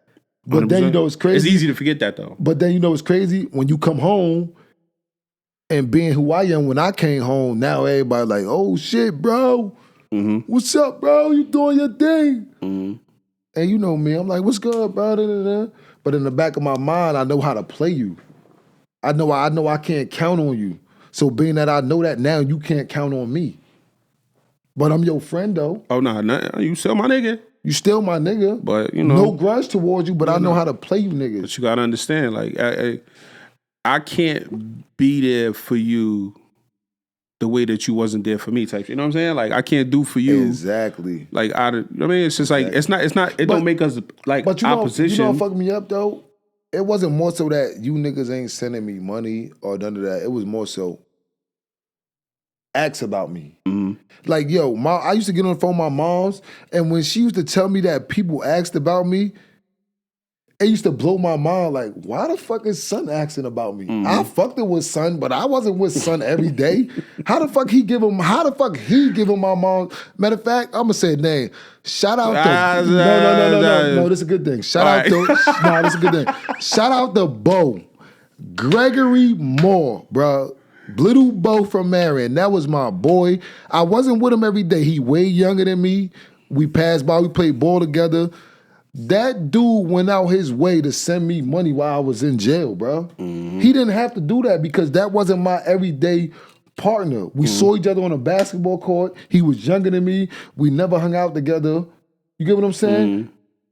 But he found a way to contact my mom to send me money rather than the nigga I was out here fighting for and being on call for every day. And they didn't do that. And you know what really bugged me out? This is really why I left niggas alone and then just do my own thing. You feel me? Right. Y'all niggas ain't send me nothing in jail, but I come home and we standing around chilling. Y'all niggas trying to scrape up money to send to the next nigga who ain't give a fuck about y'all. But y'all couldn't do that for me. This is another reason why I left niggas alone and I do my own thing. Because you know why? Y'all gain more from being around me than I gain from y'all. And that's just real shit. I could go anywhere in Jersey City and pull up on a block, not because I'm tough or none of that. And when I get out the car, they'll be like, oh, Rah Black, what's up? Niggas don't even know y'all. You get what I'm saying? Yeah, like they say, like, it's a saying that they say, like, you know, manners are open doors. Some shit they say, but like, I feel like love and respect open way more doors than like whatever the fuck these other guys got going on. Not to say nothing about anybody from, you know what I'm saying, that you might be referring to, because one, I don't know who you're speaking about. Exactly. And two is like, I don't really have any relationships on that side type shit. You know what I'm saying? Exactly. But my thing is, me personally, I'm just saying, I know for a fact that when you carry yourself a certain way and when you move a certain way, you have access to more things and more, you know what I'm saying, more experiences than you would if you just like, you was just like a piece of shit type shit. You know what I'm saying? Yeah, but me being the man I am, cut, I came home. I didn't hold no grudges towards nobody. I kept it regular because, like I said, at the end of the day, y'all didn't put me in jail. Right. But the respect I had for y'all and thinking who y'all was, y'all showed me that y'all wasn't, because I hold y'all on a pedestal that I thought y'all was. Y'all showed me that y'all wasn't. You feel me? Right. But I still fuck with niggas, but I just treat niggas different. And now I don't go out my way to make sure. You get what I'm saying? I see you. I see you. What's up? Like, you see me, I do my own thing. If you ain't popping out, I ain't popping out. If I ain't with the right crew, I ain't popping out. You feel me? Them days is over. We grown now. Ain't about standing on the block all day, every day, standing in the projects all day, every day. We grown with kids. I'm not about to go sit in no projects from Sunday to Sunday just drinking liquor. I'm not about to go stand on no block from Sunday to Sunday drinking no liquor. That shit'll make your feet fat. It's time to fucking level up and get it going, my nigga. But me going to jail changed my life. Me having a wonderful lady as a backbone changed my life. She don't let me slip. She be on my ass. And when I tell y'all she be on my ass, like, she be on my ass. Like, she the type of chick, like, we gonna grind, we gonna grind. We never gonna be the type of people that walk in the store and be like, oh, I can't get this because I gotta pay rent. Like, she be on some different type of shit, and it got my mind in a different place. You feel me? Dog, I remember one night we was in the spot, right? The spot is ringside. For y'all that don't know, when we reference the spot, ringside is the spot that we referencing. And we was doing we was drinking, and like we was drinking tequila, and then somebody came up, and you did like a couple shots, and like think Hennessy or some shit like that. You did like a couple shots of dog, and then I was like, yo, you know what I'm saying? We was drinking a lot. I was like, yo, let me get another bottle. This is my last one for the night. She was like, no. I was like, what? She was Word. like, no. I was like, I'm not asking for it. Like, I'm gonna pay for it. Like, what's up with you? She was like, no, because if you drink it, he's gonna drink it, and I'm not dealing with that tonight. I was like, Word. all right, time to go. And that's I thought she was gonna stab me. I ain't gonna lie to you, bro. and that's when you know your significant other know you. Like she know, like, oh no, Big Done, he not drinking no more. Right. She And was I'm like, not giving nope. it to you because he gonna drink when you drink. Yeah, because we partying. You know what I'm saying? When the members link up, it's up. And that's what it is. But yo, Right. that's my story, people, man. I hope y'all can That ain't- learn something from me, man. That's not the whole story. We left some parts out. You know what I'm saying? My brother still got a book to write at the end of the day, and a movie. You know what I'm saying? Yeah. But that's my story. I done took y'all halfway through it, man. I took y'all 85% do it. We ain't get through everything, but y'all get the concept of it, man. I done been there. I done that. I grown from it. I learned from it. I'm here now, successful black man. Just because you got a Thriving. felony don't mean you can't recover from that and be successful. I done it. Look at me, bro. Thriving. I'm here. I'm enjoying life. I'm having fun. I'm living the American dream. I never thought I'd be living in my own house. Shout out to my lady. She made all this shit happen, bro. She the backbone to of Sam. all this shit, bro. I got a good lady, bro, and I love her. Shout out to Sam, you heard? We out here, man. Dang. Hey, real quick before we get up out of here, because this is the end of the episode. But I want to take the opportunity for one, me to give you your flowers. Two, I want you to just, if you have any message that you want to give to either the youth or the people that you care about, you know what I'm saying? Just give you the space to say something to either one, like I said, one, the youth or people that you really care about deeply, or both. This is to the youth. This is for everybody. For one, like I said in the last podcast we did, just be yourself, man. Being yourself will get you a long way. If your friends don't approve of you being yourself, then I'm not your friends. They are not your friends. And this for everybody. Life is short, man. Forgive and forget. But you ain't always got to forget, but just forgive because life is short. You might don't get that moment to forgive because life is short. You could be here today and going tomorrow, man. Forgive your people. If you claim you love them, forgive them, man, because life is short, man. I had my last conversation with June, and it was a good one. And look, I ain't get to see my bro Saturday morning. You feel me? So just love everybody, man. You ain't got to kill everybody for every little incident. You ain't got to fight everybody for every little incident. If a nigga bumped you in a club, what you expect, bro? It's a club. It don't mean they did it on purpose. Walk away. You live to see another day. Everybody live to see another day because you could kill that man. That man could kill you. But guess what? Y'all both lost because now you going to jail for life and you in the graveyard, man. Right. Take a moment to think. Don't be like me. I didn't think and I fucked up my life. I ain't going to say fuck it up. I put a hold on my life from where I was going, so I had to reroute. And it don't happen like this for everybody. I made it. You feel me? Just take a moment to think, man. I love y'all. I appreciate y'all. I'm here. And everybody love Rah Black, man. I could go everywhere because I'm the same. You know why everybody love Rah Black? Because I'm the same person. I never change up, whether I'm with 50 niggas or I'm by myself. I stay the same. Shout out to Jersey City, man. We That's here. a fact. And to speak to what you just said real quick, I don't mean to put all on top of everything you say, but I think it's important. You just need to understand, like, hate and anger, those are heavy emotions to harbor. So, like, if you walk around with hate and anger on your heart all the time, bro, you gonna die. You ain't gonna make it to 60. And we rarely making it to 60 now at this point. So, like you said, forgive and forget. You ain't got to. You can forgive and remember, but just don't carry. Just let that shit go. Don't carry it with you because that shit'll start to affect your heart, your blood pressure before you know it. You out of here. You understand? You already got enough shit going on now. You like extra salt on your McDonald's fries. Let that shit go. Word. But what I want to say to you is, and this will be a thank you and appreciation to you and the people that you care about, because I understand and I recognize you are the version of yourself because you care about your mother, you care about your daughter, you care about your lady, you care about your pops, you care about your brothers. You understand? You care about the people that care about you, and you take that into consideration because a lot of people don't. Most guys will go to prison. A lot of us have went to prison and then came home and didn't see no other way, so they went back to prison again and back to prison again. You took that opportunity to evaluate everything that was going on in your life, and you saw how it affected you, the toll that it took on you emotionally, you know what I'm saying, the toll that it took on your family emotionally. And even though it might not have been a big thing, a big deal, a major deal, Yes. it still was a deal nonetheless monetarily. You didn't want to put that stress on your lady again. You didn't want to put that stress on your daughter or your moms and shit like that. Absolutely. So I want to say to you, thank you for being who you are. I appreciate you. You my brother. You know what I'm saying? And I appreciate how responsible you are with your emotions and your mental and your just like your emotional and social well-being. Because socially we hang out, we kick it, we be in a spot.